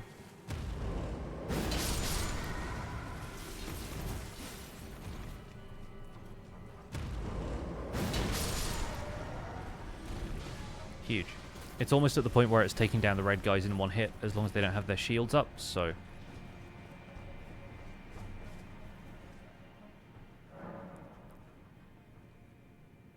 Start a new full playthrough using... What's TN-Tel? I'm not sure what that is. I assume it's a typo, but I'm not sure what I'm missing.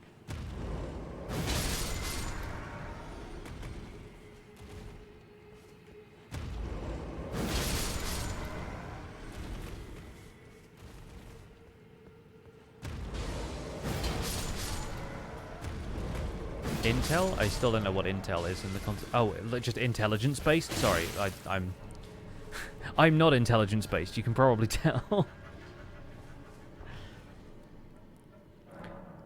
I think Intel, my brain immediately goes, oh yes, processors. I'm like, Pentium 2. I was not thinking about intelligence in the slightest.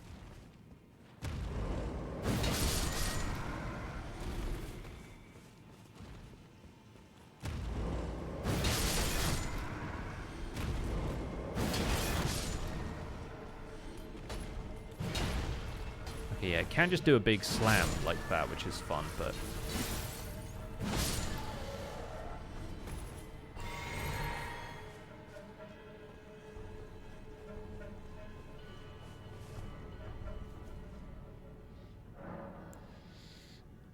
Says the man who makes the Minecraft survival guide. Hey, survival is a wisdom-based skill, I'm pretty sure. That's a joke for the D&D fans. All right, yeah, I'm going to continue doing this off camera. We're going to end the stream here because it's at 3 hours and I need to go and make some dinner. But we are looking good with this weapon. I think this is a real fun one. And we will head off to Fire Giant and Farum Azula on the next stream. But I have no doubt that this thing is going to absolutely carry us. We'll get up to level, like, 100 and something. And, yeah, I'll see you at Fire Giant on the next stream. Like I said, not sure if we're going to do next stream on Tuesday, because I'm taking my partner to a thing, and I'm not sure if we're going to be back until a little bit later. So, in the meantime, if I don't see you on Tuesday, have a wonderful week, and I'll see you on Thursday. And we're going to be raiding somebody else here on Twitch, so stick around for the raid, and we'll go say hi to someone. Who's live right now? Who have we got to drop in on? Oh, perfect. I was hoping he'd still be live. Mr. Casto is my brother-in-law in the States. He is currently playing Yakuza Kiwami 1. And is at the batting cages right now. So go say hi to Chris for me. You can use your Pixel Hype emotes in the hashtag PixelRaid to show some love. I'll be back with you folks next week. And this playthrough will continue in style, I'm sure. Until then, have a good one. Take care. Bye for now.